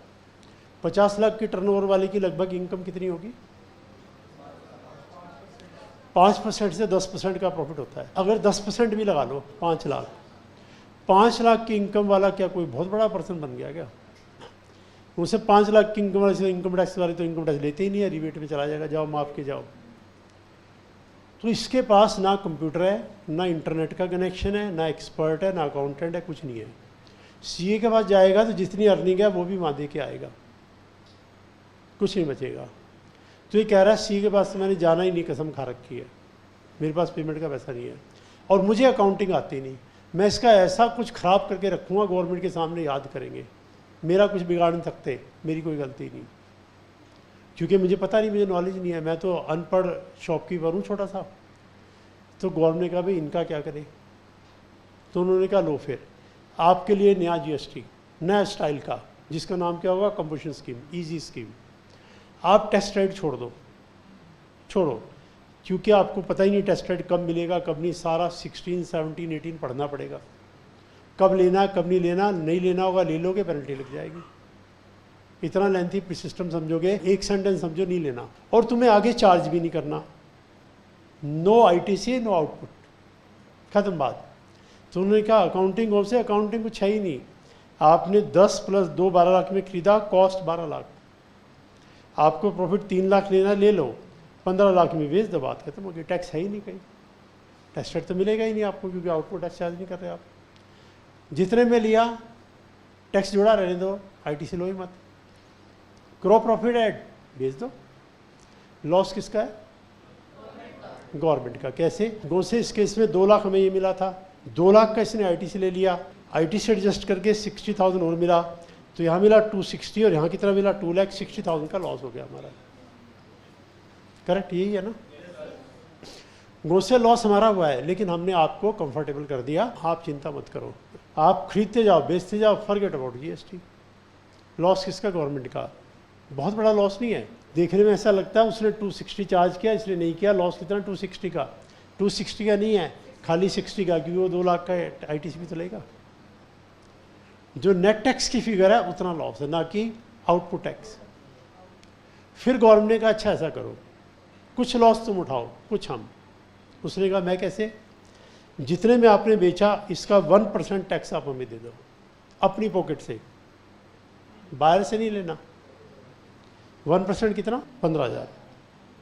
This is called composition tax, GST है, कंपोजिशन टैक्स बोल देते हैं। आप हमें 15,000 का कंपोजिशन टैक्स दे दो, तो हमारा लॉस थोड़ा सा कम हो जाएगा, और तो कुछ नहीं है, 15,000 का, ठीक है। This is called composition scheme.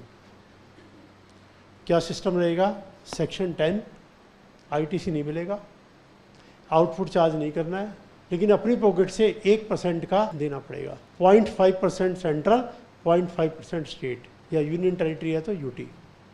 50-50, 0.5 + 0.5, 1% देना पड़ेगा। तो गवर्नमेंट से थोड़ा लॉस हम उठा लेंगे, लेकिन आपके लिए कंफर्टेबल कर दिया। लेकिन कब तक? जब तक आपकी टर्नओवर 1.5 करोड़ को क्रॉस नहीं करती, तब तक आप इस स्कीम में रह सकते हो। 1.5 करोड़ क्रॉस करने के बाद इस स्कीम में नहीं रहने देंगे, फिर आपको नॉर्मल स्कीम में आना पड़ेगा। आईटीसी भी ले लो, अकाउंटिंग भी करो, सब कुछ।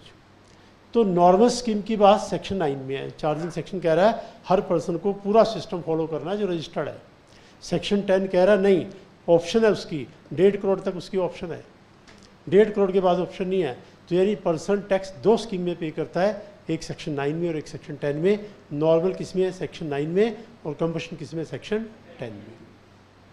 आइदर 9 और 10। पूछा जाए नॉर्मल स्कीम तो 9 के प्रोसीजर बताना, ये सारा टैक्स रेट लेना, आउटपुट टैक्स चार्ज करना वगैरह वगैरह, और 10 पूछा जाए तो ये बताना। तो ये पूरा चैप्टर है कंबशन स्कीम का।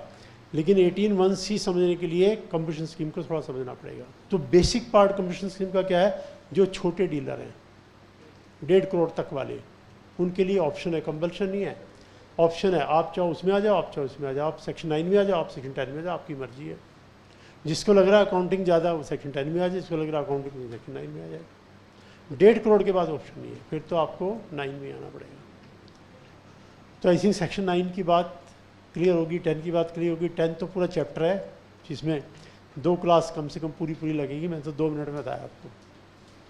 तो पहले यहाँ तक इसको डाउट है, देखिए। अब लेट्स सी, पर्सन ने कंपल्शन स्कीम में ऑप्ट कर लिया, बाद में उसने कहा नहीं नहीं ये तो बेकार स्कीम है, तो उसे कोई बात नहीं, छोड़ो इसको, फिर आ जाओ नॉर्मल में आ जाओ। 1.5 करोड़ से पहले छोड़ना चाहो छोड़ दो, हमें कोई इतराज़ नहीं। लेकिन जब आप छोड़ोगे तो जो ये स्कीम है तो उसमें अकाउंटिंग में बड़ी गड़बड़ हो जाएगी। क्या गड़बड़ हो जाएगी? जब आपने कंपल्शन में सामान खरीदे थे तो आपको टैक्स क्रेडिट नहीं मिला था। अब आप नॉर्मल में आ गए, अब आप कहोगे जो सामान बचा मुझे टैक्स क्रेडिट दो, और हम दे देंगे। हम आपको इनपुट्स का भी दे देंगे, कैपिटल गुड्स का भी दे देंगे, इनपुट सर्विस का भी देंगे। अब कैपिटल गुड्स आपने पुरानी होगी, 6 महीने पुरानी, कोई बात नहीं, 2 क्वार्टर का 10% कम कर लो, बाकी ले लो। तो ये 18(1)(c) है। अब हम रीड कर लेते हैं 18(1)(c). पेज नंबर 68 पर question number 3।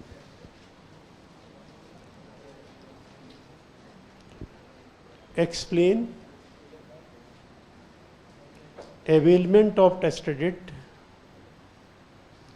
in case of shifting from compulsion scheme to normal scheme.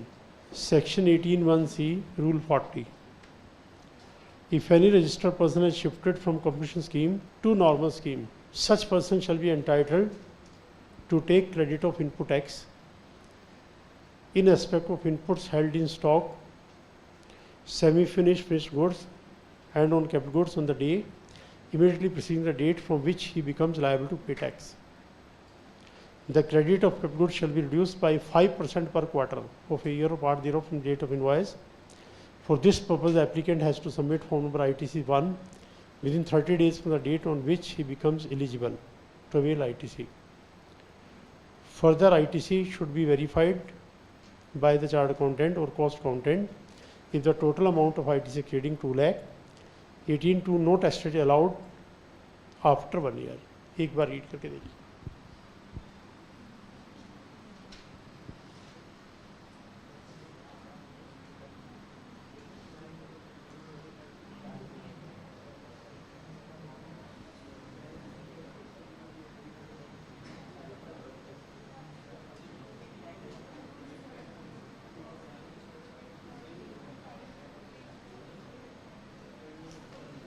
देखिए, एक रियलिस्टिक एग्जांपल बनाते हैं। एक रियलिस्टिक एग्जांपल बनाते हैं। फाइनेंशियल ईयर है 22-23, और फाइनेंशियल ईयर को हम क्या बोलते हैं? जिस फाइनेंशियल ईयर का टैक्स हम निकालते हैं उसे क्या बोलते हैं? Previous year. तो क्या जीएसटी में भी प्रीवियस ईयर है? बिल्कुल नहीं, वो इनकम टैक्स में है। इसमें फाइनेंशियल ईयर ही है, इसमें असेसमेंट ईयर प्रीवियस ईयर नहीं होता। क्यों? क्योंकि उसमें तो इनकम साल के एंड में पता लगेगी, फिर टैक्स निकलेगा। इसमें तो टैक्स हमें हर दिन पता है। मैंने किस स्टूडेंट से कितना टैक्स लिया, आज की डेट में मुझे एग्जैक्ट फिगर पता है, जब गवर्नमेंट डिमांड करे मैं दे दूंगा। तो उससे प्रीवियस ईयर असेसमेंट ईयर क्या हुआ, वो तो आपको हर महीने का फाइनल रिटर्न भरनी है अगले महीने की 20 तारीख को, फाइनल। एडवांस टैक्स का सिस्टम इसमें है ही नहीं, एडवांस टैक्स की जरूरत कहाँ है। आपको एग्जैक्ट टैक्स एक एक रुपये का कैलकुलेशन करके हर महीने का अगले महीने की 20 तारीख तक भरना है। तो प्रीवियस ईयर किस बात का, असेसमेंट ईयर किस बात का, तो ये ध्यान रखना। जीएसटी में ओनली फाइनेंशियल ईयर। अब इस फाइनेंशियल ईयर में पर्सन जो है सेल कर रहा है और उसकी जो टर्नओवर है वो क्रॉस कर गई 40 लाख, कोई डेट डालता हूँ मैं 17/22 को, इस डेट को क्रॉस कर गई है 40 लाख, तो उसे रजिस्ट्रेशन करवाना पड़ेगा। जब हम रजिस्ट्रेशन करवाएंगे तो कौन सा फॉर्म भरेंगे, RG1। उस फॉर्म में एक कॉलम होता है, would you like to opt for competition scheme और would you like to opt for normal scheme. Registration के टाइम पे बताना है, क्योंकि रजिस्ट्रेशन के बाद आपको एक स्कीम में तो जाना ही पड़ेगा। रजिस्ट्रेशन तक तो आपको टैक्स लेना देना है ही नहीं, लेकिन रजिस्ट्रेशन के बाद आइदर गो इन 9 और गो इन 10। तो रजिस्ट्रेशन के टाइम पे पूछते हैं, बोलो भैया आप कौन सी स्कीम में आओगे।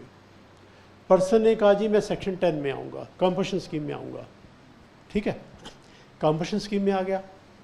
अब उसने 1/8/22 को 15 लाख रुपए का रॉ मटेरियल खरीदा, स्टॉक इन ट्रेड खरीदा और 20% का GST दिया 3 लाख, और 16 अगस्त 22 को एक प्लांट मशीनरी खरीदा 20 लाख रुपए का 20% की रेट पर और GST दिया 4 लाख।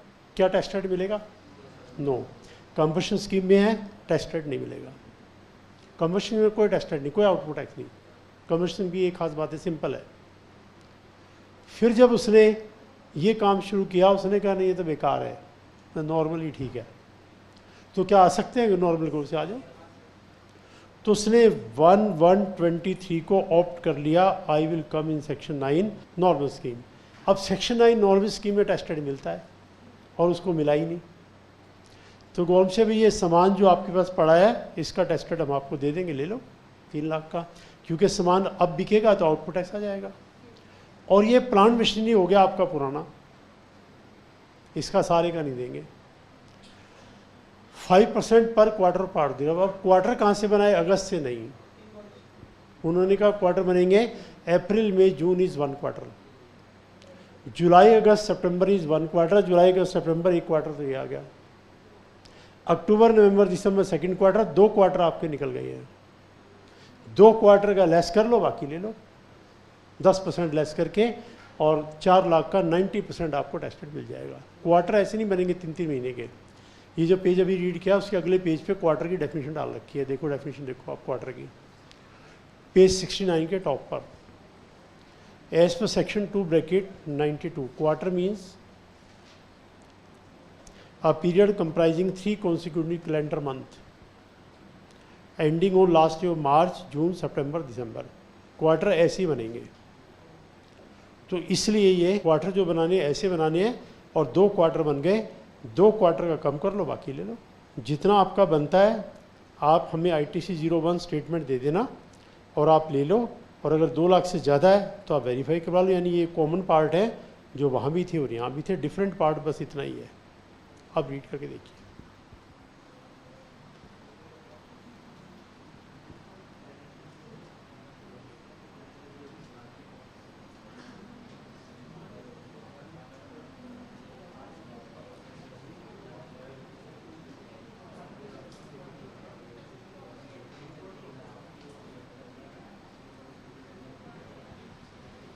एग्जाम्पल देखिए, एग्जाम्पल पेज 69 पर example.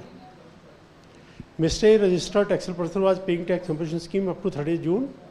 However, with effect from 1st July, Mr. A becomes liable to pay tax under regular scheme. Mr. A will be eligible for ITC on inputs held in stock and inputs contained in semi-finished finished goods held in stock on and on capital goods as on 30th June.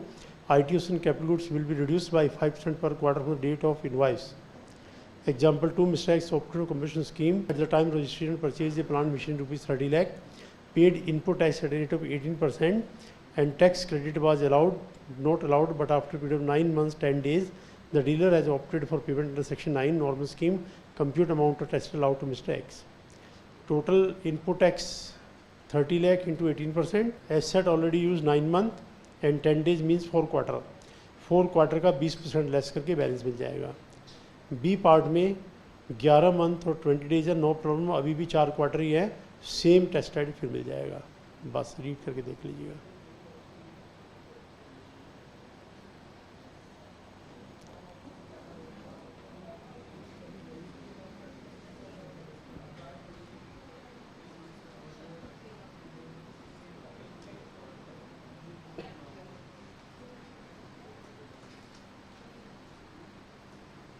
हाँ please, अब doubts यहाँ तक 18(1) A, B, C cover हो गया, अभी D cover करेंगे। और 18(2), 18(1) के चारों पार्ट पे एप्लीकेबल है।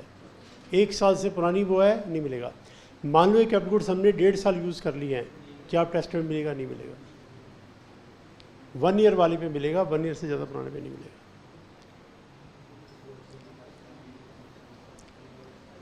ठीक है, देखिए अगला क्वेश्चन, क्वेश्चन नंबर 4, पेज 69।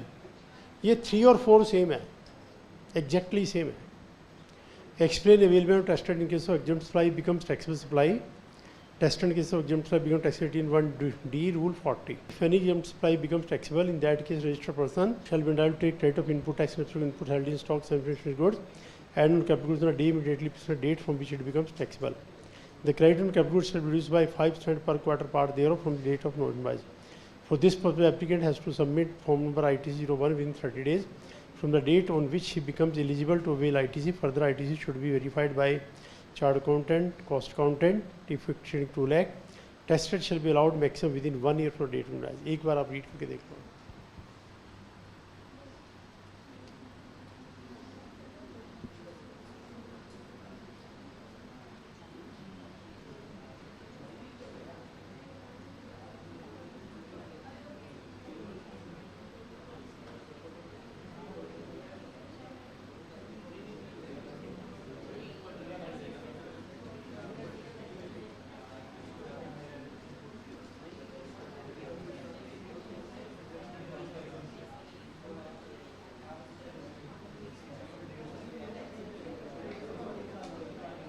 देखिए भैया, अब ये देखिए ये वाला पार्ट क्या है। मैं कह रहा हूँ 18(1) C और D बिल्कुल सेम है, फिर भी कुछ ना कुछ डिफरेंस तो होगा। ये क्या केस था, हम कंपोजिशन स्कीम से नॉर्मल स्कीम में आए थे, यानी पहले नहीं मिलता था, मिल रहा है। ये केस क्या है, पहले सप्लाई एग्जम्प्ट थी, अब टैक्सेबल हो गई। तो वैसे तो देखा जाए डिफरेंट है, वैसे सेम है। एग्जाम्पल देखिए, ये बुक है टैक्समैन का, इसमें पेपर खरीदा तो इनपुट टैक्स दे दिया, बुक बनाया, बुक पे गवर्नमेंट ने कहा कोई जीएसटी नहीं है, एग्जम्प्ट है। तो क्या पेपर पे टैक्स दिया था, क्या उसका टेस्ट मिला था हमें? नहीं। अब ये आधी बुक्स तो बेच दी, पेपर अभी पड़ा हुआ है, अब गवर्नमेंट ने कहा नहीं, कल से बुक्स के ऊपर जीएसटी लगेगा, तो एग्जम्प्ट नाउ बिकम्स टैक्सेबल। और स्टॉक हमारे पास पड़ा है, तो क्या उसका टेस्ट मिल जाएगा? मिल जाएगा। प्लांट मशीनरी भी पड़ा है, क्या उसका मिल जाएगा? मिल जाएगा। जितना पुराना उसके हिसाब से देख लो। 1 साल से ज़्यादा पुराना तो बिल्कुल नहीं मिलेगा। विदिन 1 ईयर वाले का 5% पर क्वार्टर के हिसाब से रिड्यूस करके मिल जाएगा। तो इस सेंस में दोनों सेम है, एग्जैक्टली सेम ही लैंग्वेज लिखी है। रीड करके देखो आप।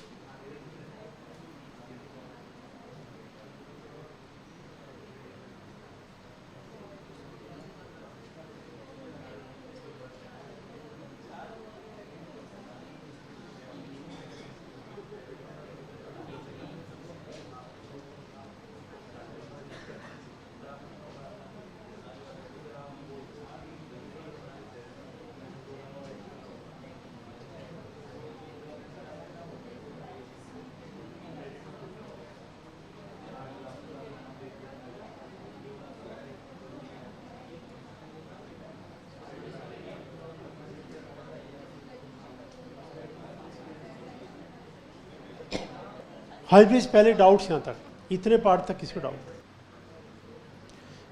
18(1) ABCD एक किस चीज़ का है? कंपल्सरी रजिस्ट्रेशन का। इनपुट्स का मिलेगा, सर्विसेज का नहीं, कैपिटल गुड्स का नहीं। 18(1)(b) किसका है? वॉलेंट्री रजिस्ट्रेशन का। जिस दिन रजिस्ट्रेशन होगा उससे पहले वाले का मिलेगा। 18(1)(c) shifting compulsion to normal. 18(1)(d) exempt becoming taxable. 18(2) चारों में एप्लीकेबल है। चारों में आपको एक स्टेटमेंट सबमिट करनी है। ITC 1 बताना है डिपार्टमेंट को जी कितना इनवाइस थी, कैसे बना हमारा। 2 लाख से ज़्यादा का टेस्टेड है, वेरीफाई करवा के लाओ। ये कॉमन फैक्टर है। तो आई थिंक 18(1) ABCD याद हो गया आपको, 18(2) याद हो गया। किसी को डाउट है अंदर?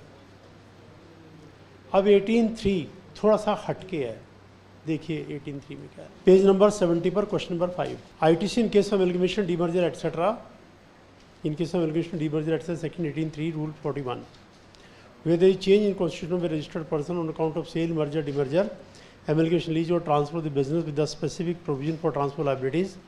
In such cases, the said registered person shall be allowed to transfer the input as credit which remains unutilized in his electronic credit ledger to such sold, merged, demerged, amalgamated, leased, transferred business in such manner as may be prescribed. For this information shall be submitted from the ITC 02 by transferor, and transferee shall accept it on the common portal, and IT shall be credited to the electronic credit ledger of transfer. बस इतना read करिए।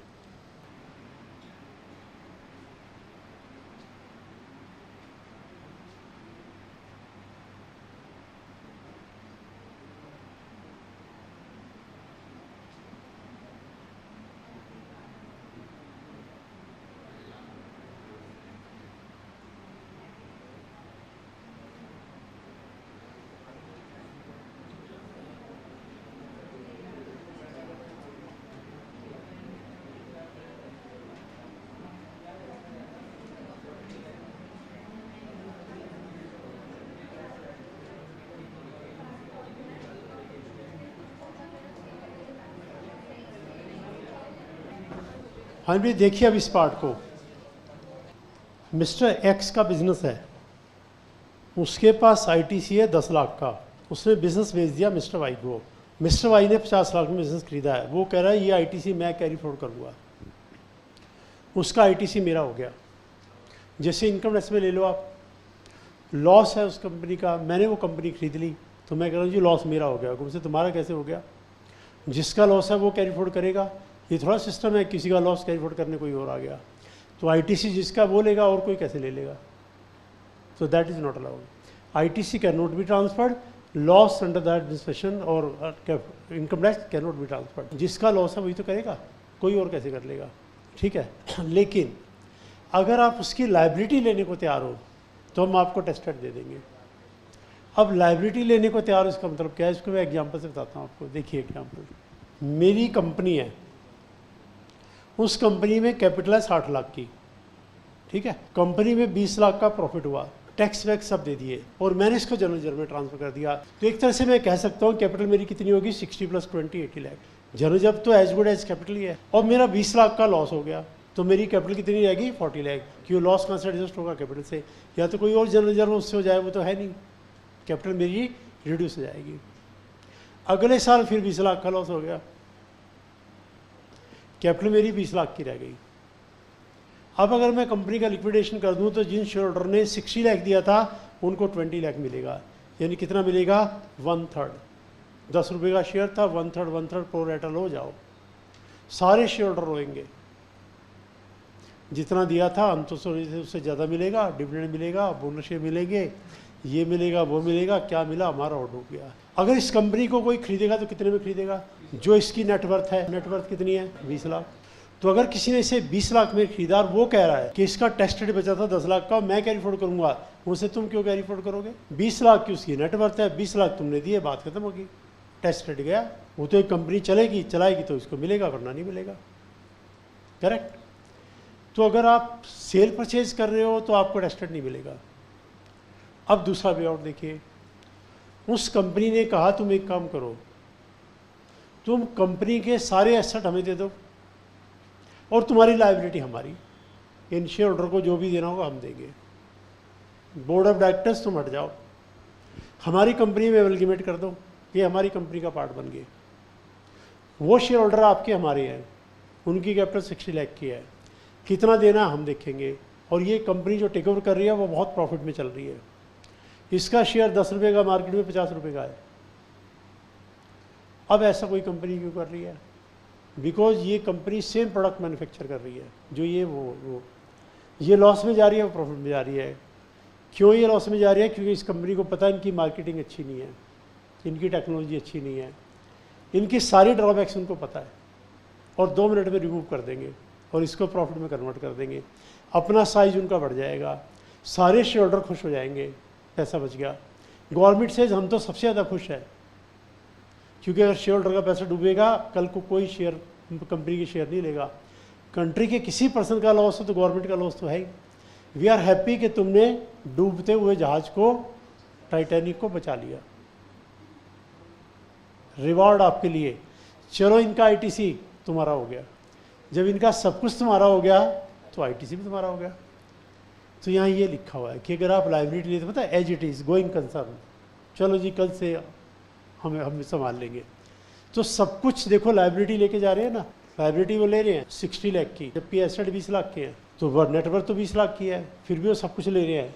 तो उनसे ठीक है, फिर हम ITC भी दे देंगे। तो ये छोटा सा पॉइंट है कि अगर आप लाइबिलिटी लेने को तैयार हो, एज इट इज़ कंसर्न को टेक ओवर करोगे तो आईटीसी मिल जाएगा, वरना नहीं मिलेगा। देखो रीड करके आते।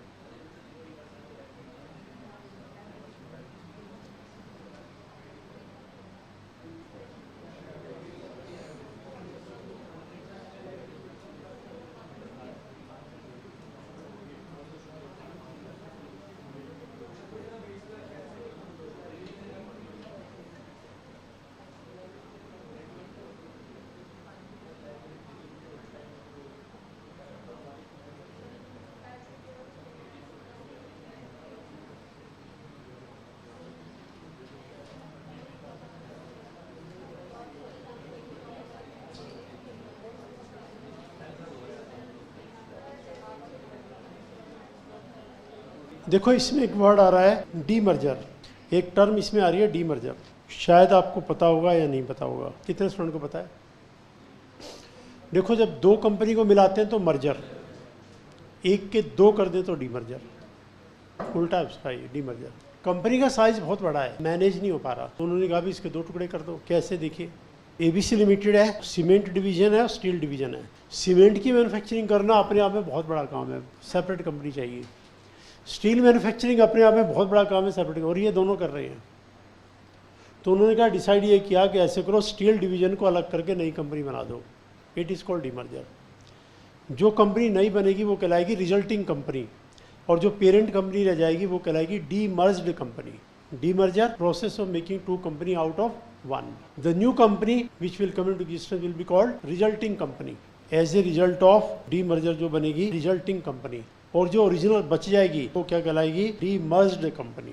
अब जब ये रिजल्टिंग कंपनी बनेगी तो ये कहेगी भाई टोटल कंपनी के एसेट में से हमें भी दो, उसमें भी तो हमारा हिस्सा है, लायबिलिटी में भी हमारा हिस्सा है, और टैक्स क्रेडिट में भी तो हमारा हिस्सा है। तो कह रहे जितना प्रोपोर्शनेट टैक्स क्रेडिट इनका बनता उनको आप दे सकते हो, उसको कैरी फॉरवर्ड ये कर ले, और जो आपका बनता आप ले लो। डीमर्जर में डिवाइड हो जाएगा ये। जिस रेशो में एसेट डिवाइड होंगे उसी रेशो में आईटीसी डिवाइड होगा। 100 लाख के एसेट थे, 30 लाख के हमने दिए रिजल्टिंग को, 70 के हमारे पास है, आईटीसी 70-30 की रेशो में डिवाइड कर दो। डीमर्जर जबकि हमारे सिलेबस में नहीं है, एमलगेशन भी हमारे सिलेबस में नहीं है, लेकिन एक छोटा सा पार्ट बस ये लिखा हुआ है, तो आप रीड करके देखिए।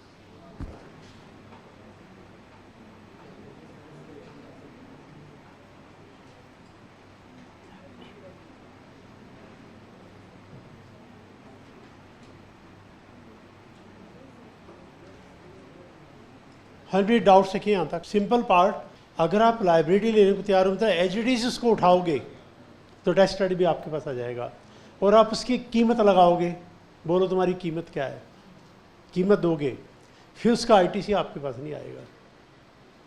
कीमत लगाएंगे तो 60 लाख के बदले में कितना देंगे, 20 लाख, और उसे एज इट इज उठाएंगे तो उसकी 60 लाख की लाइबिलिटी को अपने साथ लेके जाएंगे। तो उसे कंट्री का बिजनेस आपने बचा दिया, सारे एम्प्लॉयज़ का जॉब बचा दिया, कंट्री का बिजनेस, एम्प्लॉयज़ का जॉब और शेयर होल्डर की कैपिटल।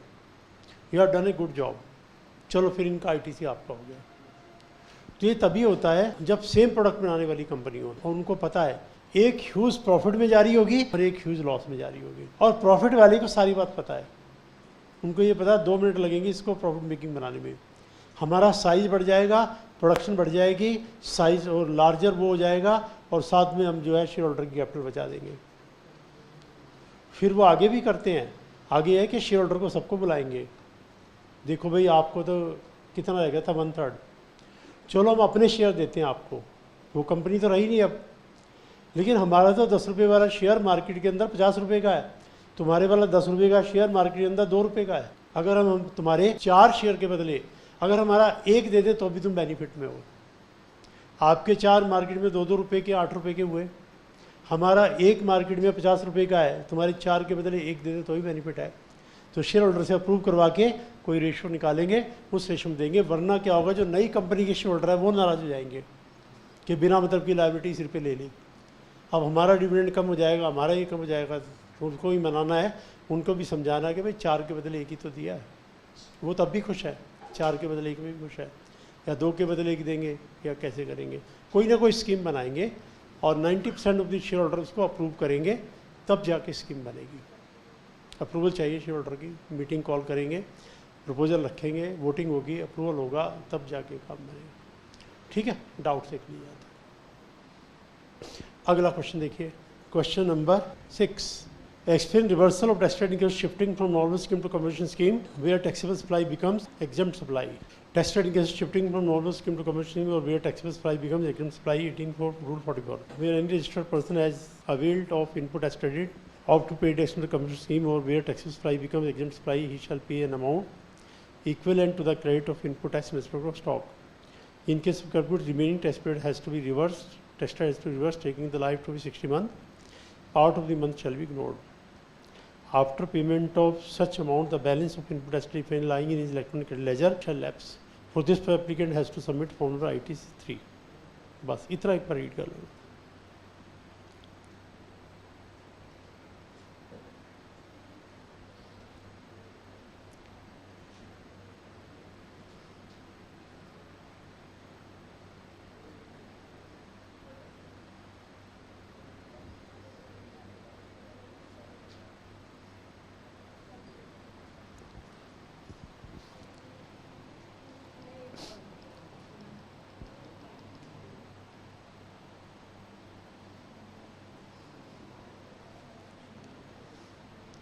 देखिए 18(1)(c),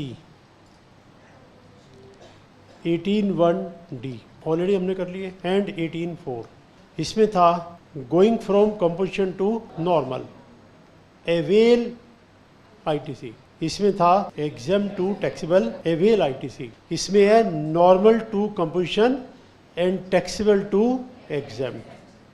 जैसे यहाँ पर एक पार्ट बनाया, इसका भी एक पार्ट बना सकते थे, वहाँ तो 2 पार्ट कर दिए या 1 पार्ट कर दिया, वापिस करने के लिए 2 को मिला के 1 बना दिया। तो दोनों केस में यहाँ पे वापिस होगा, जैसे वहाँ दोनों केस में लिया था यहाँ वापिस होगा, उल्टा होगा इसका, एक ही सेक्शन में कवर कर दिया। अब की बार वापिस करना है जो लिया था, कैसे, मैं नॉर्मल स्कीम में था, 10 लाख का इनपुट खरीदा, 2 लाख का आईटीसी मैंने ले लिया क्योंकि मैं नॉर्मल स्कीम में हूँ, बाद में मैं आ गया कंपोजिशन स्कीम में और आधा सामान मेरे पास पड़ा हुआ है, तो उससे जो आधा पड़ा हुआ है, अब तो आप जब बेचोगे कंपोजिशन में अब तो आउटपुट आएगा नहीं, तो जो बचा सामान है उसका जो आपने आईटीसी लिया है वो हमारा वापस करो, 1 लाख रुपया वापस करो। उसमें था अर्लियर नहीं मिला था अब ले लो, इसमें था अर्लियर मिला था वापस कर दो। What about capital goods, capital goods का भी वैसे रहेगा, कैपिटल गुड्स का भी वापस करो। टैक्सेबल टू एग्जाम्प्ट वापस करो, पहले मिला था वापस करो। लेकिन वापस करने में कैपिटल गुड्स का कैलकुलेशन थोड़ा डिफरेंट है।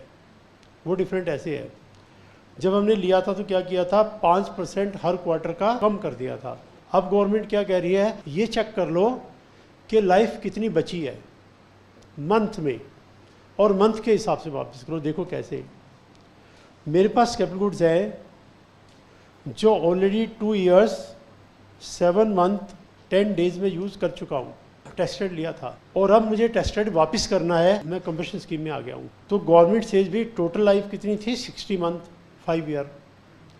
उस 60 month में से ये माइनस कर लो, 2 year 7 month means 31 month, correct, और 10 days वापस करके बैलेंस कितना आएगा, 28 month 20 days, करेक्ट, ठीक है।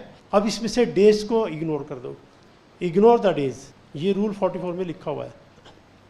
अब ये बताओ कितना टेस्टेड लिया था आपने, पूरा टेस्टेड कितना था, मैंने कहा 2 लाख का, तो 2 lakh divide by 60 multiplied by 8 28, इतना हमारा वापस कर दो। जब वापस करना है तो मंथ के हिसाब से कैलकुलेशन है, और जब लेना क्वार्टर के हिसाब से, दोनों एक जैसे होते तो अच्छा था। लेने वाला 40 में है, वापस करने वाला 44 में है। जब वापस करोगे कैसे करना, चेक करना लाइफ कितनी बची है मंथ में, डेज है उड़ा दो जितने मर्जी हो, फिर टोटल टेस्ट रेट को 60 से डिवाइड करना, 1 महीने का आ जाएगा, 28 से मल्टीप्लाई कर लेना, इतना हमें वापस कर देना। ये 18(4) है, रीड करके देख लो। एग्जाम्पल है, मैं अभी दिखा दूंगा ये वाला एग्जाम्पल, एक बार आप रीड कर लो।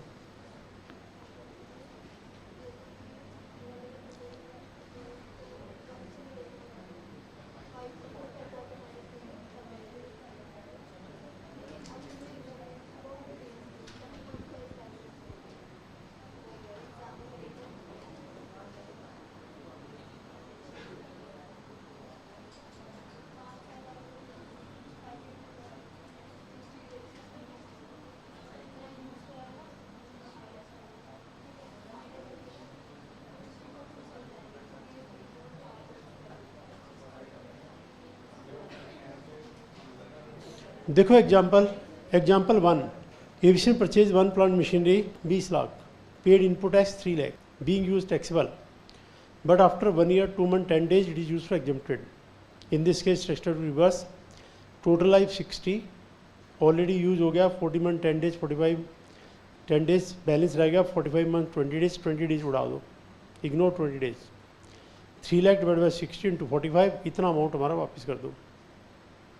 इसी तरह आगे एग्जाम्पल 2 है, रीड करके देख लो।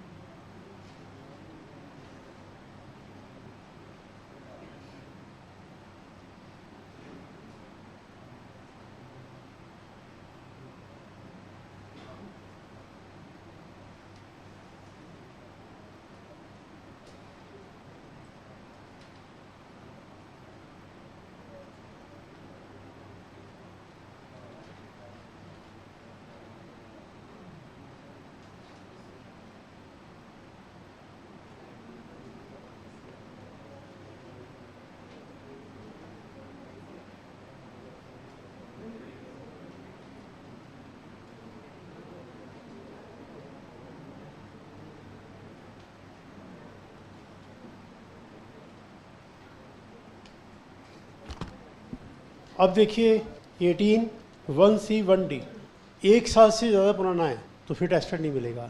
अब देखिए 18(4), 1 साल से ज़्यादा पुराना है तो क्या तब भी वापस करना पड़ेगा, तो उससे वापस तो हमेशा करना पड़ेगा, वापस में कोई हिसाब नहीं है।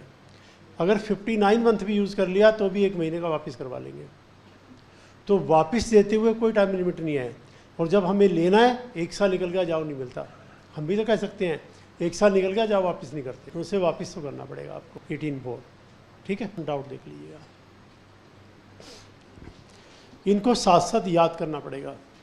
अंडरस्टैंडिंग के बाद जो साथ साथ याद करेंगे उनको एग्जाम तक याद रहेगा। मैंने पहले बता दिया था इंटर में जितना याद कर लो फाइनल पेपर पास है। याद करना पड़ेगा, वो तो आपको याद करना है। डाउट देख लीजिए याद के बाद। चलो फिर ब्रेक कर लेते हैं, ब्रेक के बाद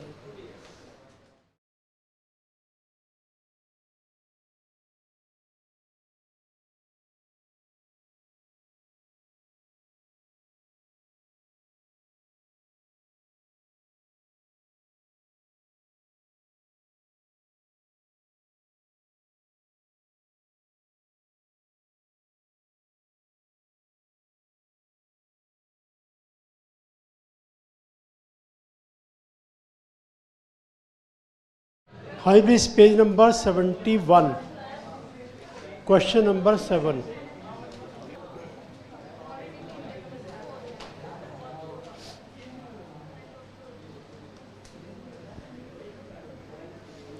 section 18(6), explain reversal of tax credit in case of supply of capital goods on which tax credit has been taken. Payment of tax in case of supply of capital goods on which tax credit has been taken, section 18(6), rule 44. In case of supply of capital goods on which input tax credit has been taken, the registered person shall pay an amount on the basis of the remaining life, considering total life to be 60 months. However, part of the month shall be ignored as per rule 44, or the tax on the transaction of such good whichever is higher. इतना part read कर लीजिएगा, meaning discuss करते हैं।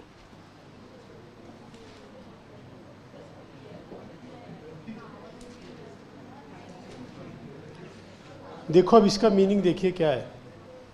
मैंने 1 जुलाई 22 को plant machinery खरीदा, 10 लाख का, 2 लाख का जीएसटी दिया और गुड्स मेरी टैक्सेबल है, मैं रजिस्टर्ड डीलर हूँ, मैं सेक्शन 9 में हूँ, क्या मुझे टैक्स अलाउड? यस। अगर कंपल्शन स्कीम में होता तो मुझे नहीं मिलता, या गुड्स में एग्जम्प्ट बनाता तो मुझे नहीं मिलता। टैक्सेबल भी हो, रजिस्टर्ड भी हो, सेक्शन 9 भी हो तो टैक्स क्रेडिट मुझे मिल जाएगा। अब टैक्स क्रेडिट ले लिया तो गवर्नमेंट ने क्या सोच के दिया कि भाई कम से कम 5 सालों तक ये बंदा प्रोडक्ट बनाएगा, आउटपुट टैक्स चार्ज कर करके हमें देगा। करेक्ट और नॉट? लेकिन मैंने क्या किया, 4 महीने के बाद, जुलाई, अगस्त, सितंबर, अक्टूबर, 31 अक्टूबर को इस प्लांट मशीनरी को ही उठा के बेच दिया। बेचना क्या था, इससे बना हुआ प्रोडक्ट, मैंने प्लांट मशीनरी बेच दिया। तो उसे प्लांट मशीनरी बेच दिया, टैक्स क्रेडिट किस बात का? हमने तो ये सोच के दिया था कि तुम इससे आउटपुट बनाओगे, कब आउटपुट फाइनल प्रोडक्ट बनाओगे, कब तक, कम से कम 5 साल। तुमने 4 महीने बाद ही बेच दी, वापस कर दो हमारा टैक्स क्रेडिट। होना चाहिए कि नहीं? होना चाहिए ना। तो 18(6) इसको डील करता है कि अगर आप 5 साल से पहले इसको बेचोगे तो आपको वापस करना पड़ेगा। कितना वापस करना पड़ेगा? हमने कहा था भी टोटल लाइफ 60 मंथ, कितने महीने निकले हैं? 4 महीने। तो 2 लाख डिवाइड बाई 60 इंटू 56, इतना वापस कर दो।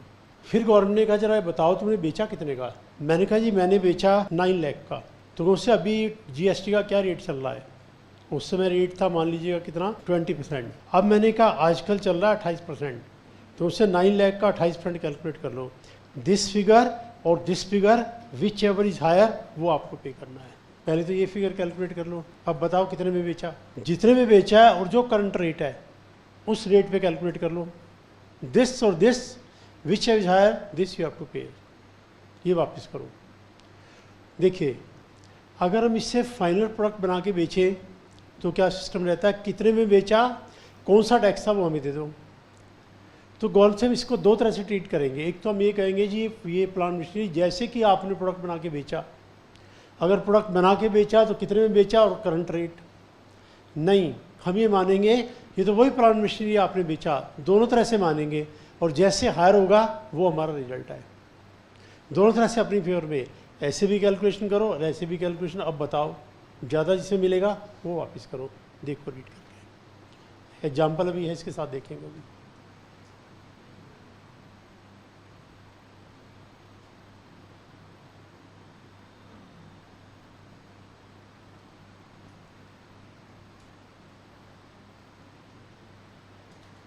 देखो एग्जाम्पल में प्लांट मशीनरी खरीदा 20 लाख का, आईटीसी था 2 लाख का, 10%। सप्लायर ने इसको 1 ईयर 2 मंथ 15 डेज के बाद बेच दिया। तो हम करेंगे रिमेनिंग लाइफ कितनी बची, 45 मंथ 15 डेज, 15 डेज तो छोड़ दो, 45 मंथ। 45 मंथ के हिसाब से हुआ 150। और गोल से ये बताओ जरा कितने में बेचा। उसने कहा जी 15 लाख में बेचा है, रेट कितना है करंट 12%, तो 15 लाख का परसेंट 180, तो वापस कितना करना पड़ेगा 180, दोनों में से हायर। फिर वो कह रहे नहीं मैंने बेचा 12 लाख में, 12% रेट है, तो कितना बना 144, तो इस केस में कितना वापस करने पड़ेगा 150, not 144। In case price goods register percent reported, और इसको हम GST और 1 के अंदर रिपोर्ट कर देंगे कि हमने इसको बेचा है। बस आप रीड करके देख लीजिएगा, ये सेक्शन 18 हमारा।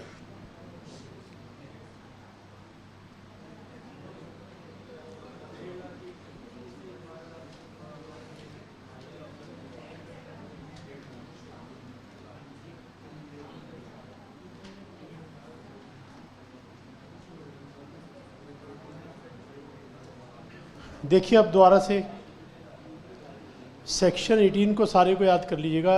18(1) A B C D और 18(2) इन चारों पार्ट पर एप्लीकेबल है। 18(3) अगर आप सेल करेंगे, एमलगमेशन वगैरह करेंगे, अगर लायबिलिटी लेंगे तो आपको ITC मिल जाएगा। 18(4) पहले लिया था वापस करो, रिवर्स करो, अगर आप नॉर्मल से कंपटीशन में आ गए हो या टैक्सेबल से एग्जम्प्ट में आ गए हो। फिर 18(5) और फिर 18(6) अगर कैपिटल गुड्स खरीदी थी और बेच दी है 5 साल से पहले, आप कैलकुलेशन करो जैसे हमने बताया, और जितने बेचा दोनों में से हायर। और अगर 5 साल के बाद बेचे तो 5 ईयर तो पूरे हो गए। 5 साल के बाद होता है कितने में बेचा, जितने में बेचा उस पर जो बनता है GST वो हमें दे दो। देखो कैसे, मैंने 5 साल के बाद बेचा, कुछ ना कुछ पैसा तो मुझे मिला होगा ना। मैंने 20 लाख वाला एसेट 3 लाख में बेचा, तो उसे 3 लाख के ऊपर जब आपने बेचा GST तो चार्ज करोगे, वही GST तो मांग रहे हैं आपसे। 5 साल के बाद जितने में भी बेचा उसका करंट रेट का GST दे दो, और 5 साल से पहले बेचा तो 2 कैलकुलेशन करनी है, 5 साल के बाद 1 कैलकुलेशन करनी है, जितने में बिका वो हमें दे दो। अब बीच में से 18(5) हमने नहीं किया, गायब है ना। इसमें लिखा है जब आप कैपिटल गुड्स को अवेल करोगे तो रूल 40 लगेगा, और जब वापस करोगे तो रूल 44 लगेगा। इसमें बस एक ही सेंटेंस था, इसलिए 18(5) को हटा दिया। इसमें लिखा है it will be calculated in the prescribed manner. Prescribed manner means कोई ना कोई रूल है। अवेल करना है, पहले नहीं लिया था, रूल 40 लगेगा। वापस करना पहले नहीं लिया था, रूल 44 लगेगा। 40 अवेलमेंट का है, 44 रिवर्सल का है। कहाँ लिखा हुआ 18(5) में। तो 18 के सारे पार्ट कवर हो गए। 16 ऑलरेडी कवर कर लिया था, दोनों को देख लो और अच्छे से एक बार।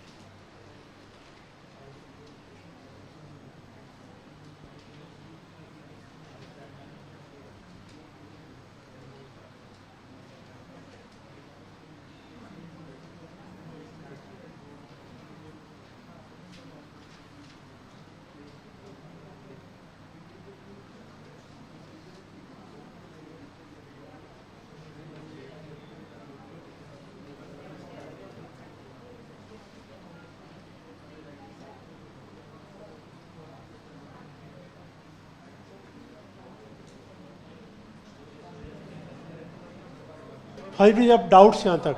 सेक्शन 16 और सेक्शन 18, 16 1 2 3 4 और 18 1 2 3 4 5 6, साथ में उसके रूल है। किसी में स्पेसिफिक डाउट किसी को देखिए, फिर हम 17 सेक्शन स्टार्ट करेंगे। यहाँ तक पहले किसी डाउट। 3 सेक्शन है 16, 17, 18 जो डिटेल में डील करते हैं किसको, इनपुट एस्पेक्ट को। इन 3 को स्टडी करने के बाद पूरा समझ में आएगा कब मिलेगा कब नहीं मिलेगा, कितना मिलेगा कितना नहीं मिलेगा। ठीक है, अब देखो 17 को। 17 के मैंने कितने पार्ट बताए थे लास्ट क्लास में आपको?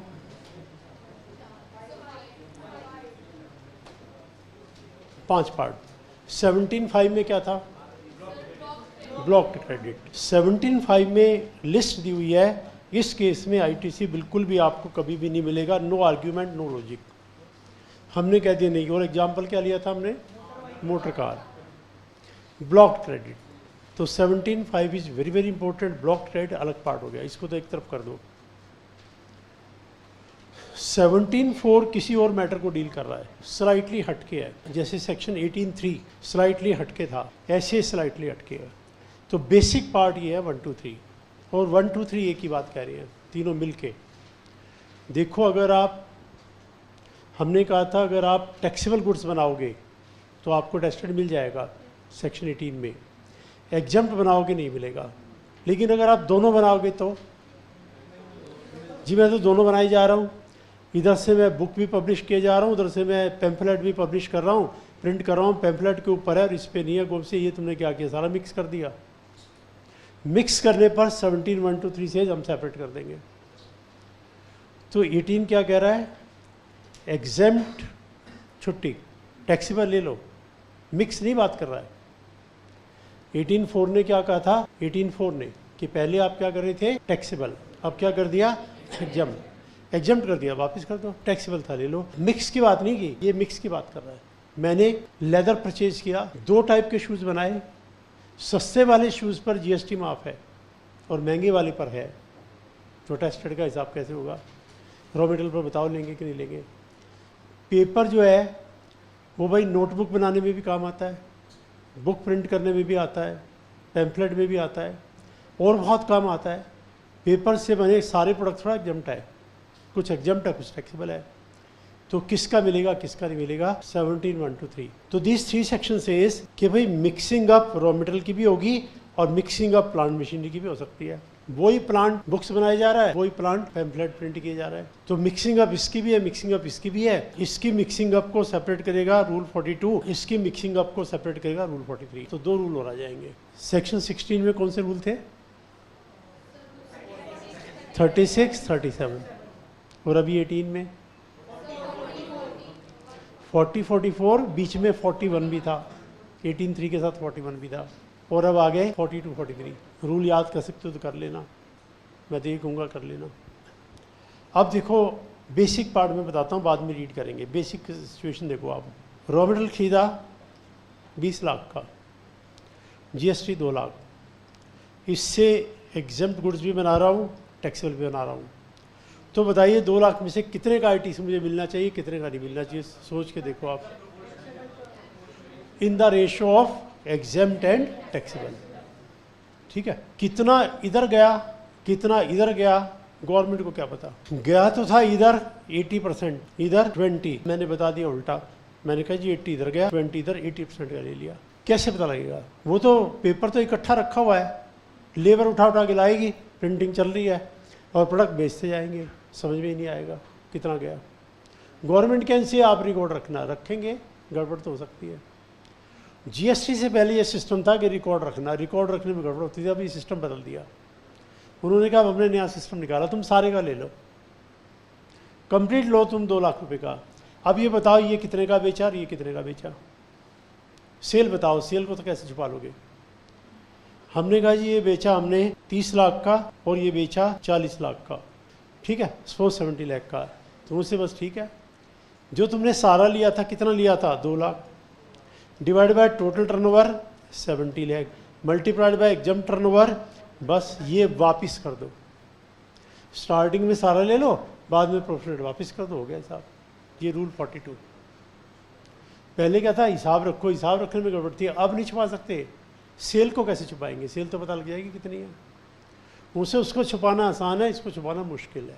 कैश सेल की तो बात नहीं कर रहे हम, छुपाना मुश्किल है भाई। इसका मतलब सारा पेपर जो था उसके टर्नओवर 70 लाख है, एग्जेम्प्ट वाले की 30 है, तो प्रोपोर्शनेट कैलकुलेट कर लो।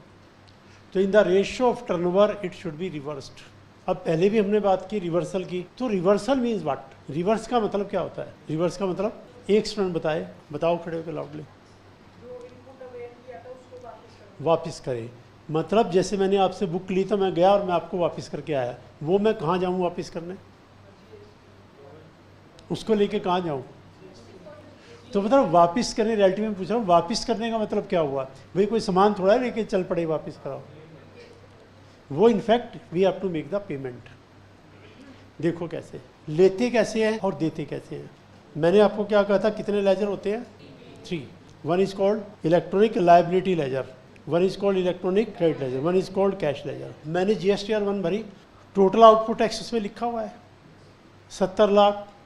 GSTR 1 भरते ही मैं अपना पोर्टल पे अकाउंट चेक कर लूँ, इसके अंदर एंट्री मुझे 70 लाख की मिल जाएगी। कौन कर गया, GST पोर्टल ने। कहाँ से, GSTR 1 से। अगर तुमने ही तो बताया आउटपुट टैक्स, हमने एंट्री कर दी। अब सब लोगों ने GSTR 1 दिया, मेरा नाम लिखा हुआ है, GSTR 2 बनी, उसके अंदर टोटल है 40 लाख, उन्होंने एंट्री कर दी 40 लाख। ये तरीका है लेने का, ये मैंने ITC अवेल कर लिया। मैंने क्या अवेल कर लिया, तो उन्होंने दिया है, लेकिन कहेंगे क्या, अवेल्ड ITC। यानी जो मुझे मिलता था उन्होंने मेरे अकाउंट में डाल दिया, लेजर में डाल दिया। अब पेमेंट करने की बात है तो मैंने 30 लाख का पेमेंट कर दिया। वो 30 यहाँ से निकालेंगे, 40 यहाँ से। हर मंथ के 20 तारीख को तीनों अकाउंट नील हो जाएंगे। इस महीने का काम खत्म हो गया, एवरीथिंग इज ओवर। क्योंकि बेसिकली ये लेजर है, लेजर एंट्रीज है। जब उन्होंने शो किया है तो डेबिट क्रेडिट एंट्री है, वापस निकालेंगे डेबिट क्रेडिट एंट्री है। लाइबिलिटी है लेजर, कौन सा बैलेंस होगा? क्रेडिट के डेबिट क्रेडिट, लेकिन इसमें मिलेगा डेबिट क्योंकि वो उनकी बुक्स में है, उनका एसेट है, मेरी लाइबिलिटी है। उल्टे है बैलेंस, मेरा ये एसेट है क्रेडिट, उनकी ये लाइबिलिटी है, क्रेडिट बैलेंस मिलेगा। मतलब वो रिवर्स करके बैलेंस मिलता जाएगा। ठीक है, लाइबिलिटी में क्रेडिट होता है और डेबिट मिलेगा, एसेट में डेबिट है, क्रेडिट मिलेगा, और बाकायदा एंट्री पास होके आएगी। ये नील हो गया। अगले महीने, ये महीना खत्म हो गया ना, अगले महीने वो कह रहे हैं ये तो तुमने गलत ले लिया, टेस्ट क्रेडिट वापस करो, रिवर्स 20 लाख। कैसे रिवर्स करूँ? I have to make the payment. अगले महीने लाइबिलिटी मेरी कुछ नहीं है, ये मेरा कुछ नहीं, तो मैं कैश में मान लो 20 लाख देना है तो रिवर्स कर दूंगा, 20 लाख का पेमेंट कर दूंगा। मान लो अगले महीने मेरी लाइबिलिटी भी थी 15 लाख की, 15 लाख वो और 20 लाख रिवर्स करना है, 35 लाख का पेमेंट कर दूंगा। जो मैंने वापस करना है वो मेरी लाइबिलिटी के अंदर शो होता है। वो कहेंगे 15 लाख की तो लाइबिलिटी ये रही, और 20 तुमने वापस करना था, वो भी तो लाइबिलिटी है तुम्हारी। वो 35 लाख की मेरी लाइबिलिटी दिखाएंगे, मैं 35 लाख का पेमेंट कर दूंगा, एडजस्ट हो जाएगा, समझो रिवर्स हो गया। तो रिवर्स का मतलब है you have to make the payment, change it. मेरे पास नया टैक्स रेट आ गया 50 लाख का, और लाइबिलिटी मेरी कुछ नहीं, 20 लाख देना है। अब मैं कैश पेमेंट नहीं करूंगा, इसमें से 20 लाख एडजस्ट हो जाएगा, वो 20 लाख लाइबिलिटी में डालेंगे मेरे, उधर से इसको एडजस्ट कर देंगे, बैलेंस 30 लाख निकल जाएगा। अब मुझे कैश पेमेंट नहीं करना, अगर मेरे क्रेडिट लेजर में बैलेंस है तो वहाँ से पे कर दो। तो रिवर्स क्रेडिट लेजर से भी हो सकता है और कैश से भी हो सकता है। अगर क्रेडिट लेजर में मेरे बैलेंस है, मैं कहूँगा इसमें से ले लो, हो गया वापस। नहीं है, लाओ कैश पेमेंट कर देता हूँ, हो गया वापस। तो अवेल का मीनिंग और रिवर्स का मीनिंग ये है। रिवर्स का मीनिंग उतनी पेमेंट कर दो, आपकी क्रेडिट लेजर में उसमें से करवा दो, आपकी कैश क्रेडिट में नहीं कैश में कर दो, तो जितना मुझे वापस देना मेरा लाइबिलिटी लेजर के अंदर आ जाएगा। कैलकुलेशन होके वहाँ आई, ये मैं रिपोर्ट करूँगा कि एसेट मैंने बेच दिया, plant machinery. I will do the calculation 18/6 में कितना बनता है, आई रिपोर्ट इट इन GSTR 1 के मैंने बेच दिया है, इक्विवेलेंट टू सप्लाई है, सेल है। और मेरे GSTR 1 से वहाँ एंट्री आएगी 20 लाख की, इन्होंने 20 लाख का टेस्टेड वापस करना है। अगर इसमें है बैलेंस तो ठीक है, वरना कैश दे देंगे। देखो उसमें एक सेंटेंस लिखा था ना, रिपोर्ट इन GSTR 1 18/6 के नीचे। जो भी आप ये सब करेंगे GSTR 1 में रिपोर्ट कर दो, ठीक है। एक चीज़ और देखिएगा, मैं टैक्सेबल गुड्स बना रहा हूँ, टैक्सेबल गुड्स, और मेरे क्रेडिट लेजर में 40 लाख का बैलेंस है, क्रेडिट लेजर में टैक्सेबल गुड्स बना रहा हूँ। अब उन गुड्स को गवर्नमेंट ने एग्जम्प्ट कर दिया। एग्जम्प्ट करने से क्या हो जाएगा, मुझे टैक्स क्रेडिट वापस करना पड़ेगा।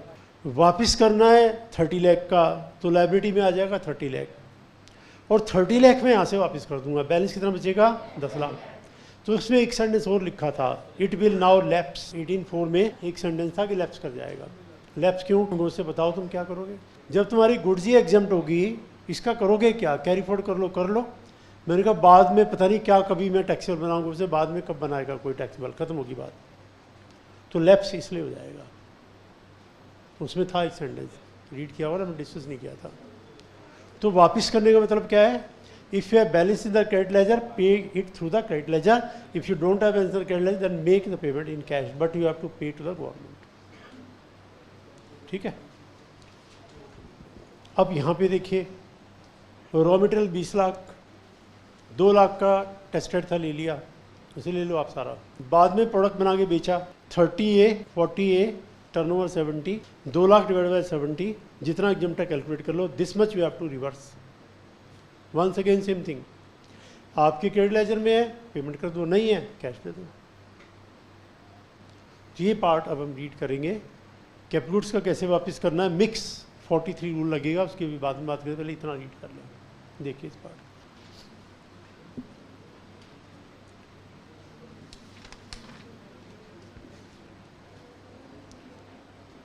Page number 72, question number 8।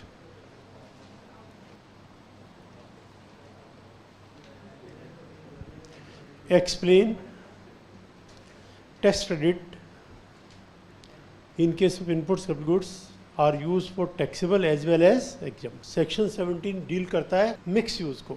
Section 18 में मिक्स यूज नहीं था, 16 में मिक्स यूज नहीं था, मिक्स यूज यहाँ पे है। The fundamental principle of credit scheme under value tax is that tax from inputs capital goods input service capital goods are to be can be availed as credit only when output is taxable. Thus when tax is not payable on output, credit cannot be availed. Accordingly, ITC under GST can be availed and utilized for payment of tax on output supply. Consequently, ITC cannot be availed when tax is not payable on input supply, that is on exempt supply. The only exception to the above principle is zero rated supply, where ITC is available even if no tax is payable on output supply. If a taxable person is making both taxable and exempt supply, he is entitled to full credit of ITC in respect of inputs, input service capital goods exclusively used for taxable supply, and no credit at all for inputs capital goods exclusively used for exempt supply. If common inputs, input service capital goods are used for taxable as well as exempt supply, only proportionate ITC available to the taxable supply is available. The common ITC is apportioned in the ratio of value of taxable supply and exempt supply. Elaborate provisions have been made in section 17(1) and 2 and rule 42 and 43 for calculation of such proportionate ITC. ये basic background है, जरा एक बार read करिए।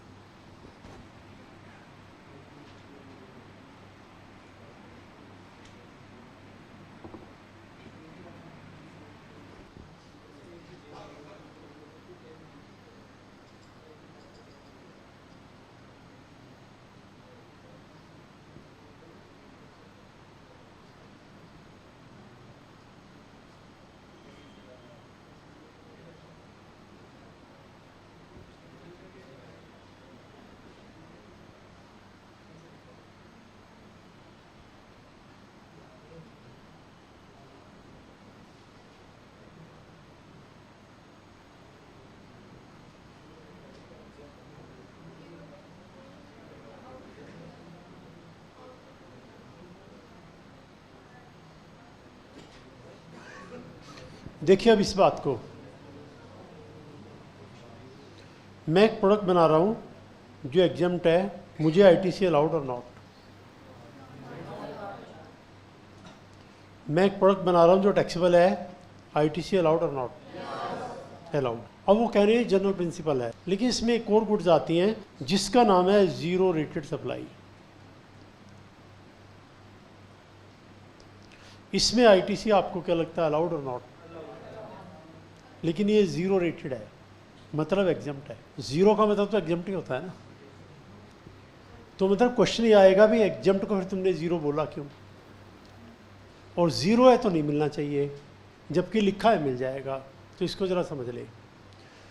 मैंने आपको पहले भी एक बार बीच में बताया था कि परचेज 3 टाइप की है, सेम स्टेट, डिफरेंट कंट्री। और सेल भी 3 टाइप की है, सेम स्टेट, डिफरेंट कंट्री। उस समय डिफरेंट कंट्री का मैंने कहा था मैं बताऊंगा, लेकिन बताया नहीं, वो बीच में रह गया था। डिफरेंट कंट्री का एक्सपोर्ट, ये एक्सपोर्ट से कनेक्टेड है। उनसे जब आप इंपोर्ट करते हो किसी और कंट्री से, ये बहुत बुरी बात है और हम आपसे बहुत टैक्स लेंगे, बेसिक कस्टमरी वगैरह वगैरह। आप उस कंट्री को डेवलप करते हो, लेकिन जब आप एक्सपोर्ट करते हो तो ये बहुत अच्छी बात है। आप उस कंट्री का बिजनेस खराब करते हो और हमारा डेवलप करते हो। चलो जीएसटी है तो भी आपका माफ है। तो हमने कहा अच्छा एग्जम्प्ट, मुझसे अगर हमने वर्ड एग्जम्प्ट यूज कर दिया तो आईटीसी लेने से रह जाओगे। कोई ऐसा वर्ड ढूंढ के लाएंगे जिसमें एग्जम्प्ट भी रहे और आईटीसी भी मिल जाए। तो नया वर्ड इन्वेंट कर लिया, जीरो रेटेड, मतलब एक्सपोर्ट। एक्सपोर्ट को बोलते हैं जीरो रेटेड, क्योंकि इसके ऊपर जीएसटी गवर्नमेंट ने माफ कर दिया और टैक्स क्रेडिट तब भी आपको मिल जाएगा। ये यूनिक सिचुएशन है, बिना आउटपुट के ITC, because you are exporting it, doing something good for the country. तो उन्होंने कहा लेकिन मैं करूंगा क्या, उसका रिफंड तो आप देते नहीं। तो उनसे चलो आप भी क्या याद करोगे, इस केस में रिफंड कर देंगे। अगर आईटीसी जीरो रेटेड का तो रिफंड भी मिल जाएगा। पहली बात तो आईटीसी मिलना चाहिए था, वो मिल गया, ऊपर से रिफंड भी मिल जाएगा। तो जीरो रेटेड गुड्स का बिल्कुल ही एक अलग सिस्टम है। क्या सिस्टम है? नंबर 1 आउटपुट टैक्स नहीं आएगा जीरो रेटेड, नंबर 2 आईटीसी मिल जाएगा जीरो रेटेड पे। तो अब इसको टेक्निकली देखिए, टेक्निकली कैसे। एक पर्सन ने कोर्ट में सूट फाइल कर दिया कि जी मैं एग्जम्प्ट प्रोडक्ट बनाता हूँ, मेरे को देते नहीं है, और इनका देखो, इनका भी तो एग्जम्प्ट है, इनको दे दिया। तो टेक्निकल देखिए आप लॉ का कैसे घुमाया है, वो कहेंगे गलत, इसमें तो टैक्स है। तो उन्होंने कहा बताओ व्हाट इज द रेट, उन्होंने कहा rate is zero, there is a rate and that rate is called zero, exempt कहाँ हुआ, the zero itself is a figure. तो टेक्निकली मैं बता रहा हूँ लॉ के हिसाब से, उन्होंने कहा हम आर्ग्यूमेंट ये देंगे this is not exempt, it is taxable and there is a rate, which rate, zero. तो ये एक्सपोर्ट के अंदर ये टर्म यूज़ करते हैं और इसमें टैक्स रेट मिल जाएगा। तो इसमें ये लिखा हुआ है कि एग्जम्प्ट पे नहीं मिलेगा, जीरो रेटेड पे मिल जाएगा। अब इसमें और पार्ट देखिए, हमने इनकम टैक्स से बात की थी SEZ की, SEZ की स्पेशल इकोनॉमिक जोन। मैन्युफैक्चरर है इसमें, वो जो भी सामान खरीदेगा उसको क्या करेगा, एक्सपोर्ट। और एक बंदा यहाँ पे है SEZ के बाहर, मिस्टर भाई, ये डायरेक्ट एक्सपोर्ट कर रहा है, SEZ में नहीं है, और ये एक्स SEZ से एक्सपोर्ट कर रहा है। तो इसको हमने कहा भी जीरो रेटेड है, कोई आउटपुट नहीं है। इसने कहा व्हाट अबाउट मी, गो से चलो अगर SEZ के थ्रू सप्लाई है उसको भी जीरो रेटेड मान लिया जाएगा। अब इसमें डबल बेनिफिट और कर दिया, गवर्नमेंट से जो SEZ को सप्लाई करेगा ये भी जीरो रेटेड है और तुमने इनसे कोई GST चार्ज नहीं करना।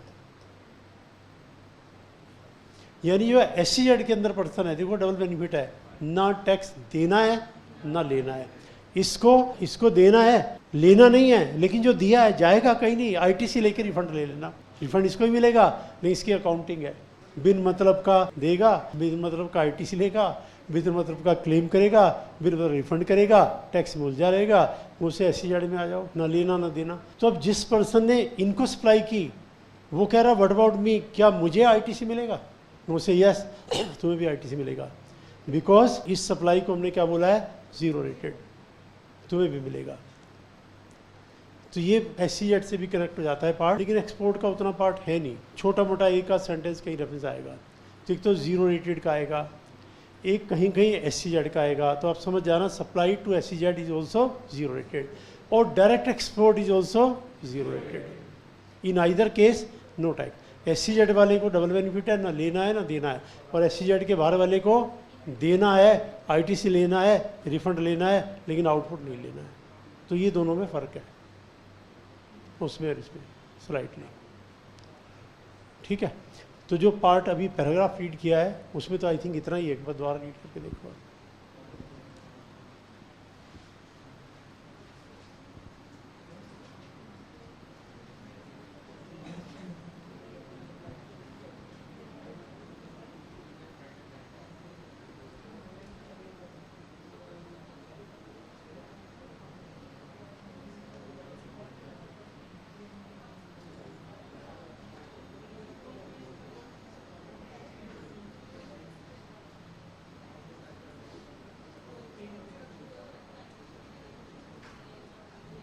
हाई प्लीज पहले डाउट इतने पार्ट तक पहले डाउट।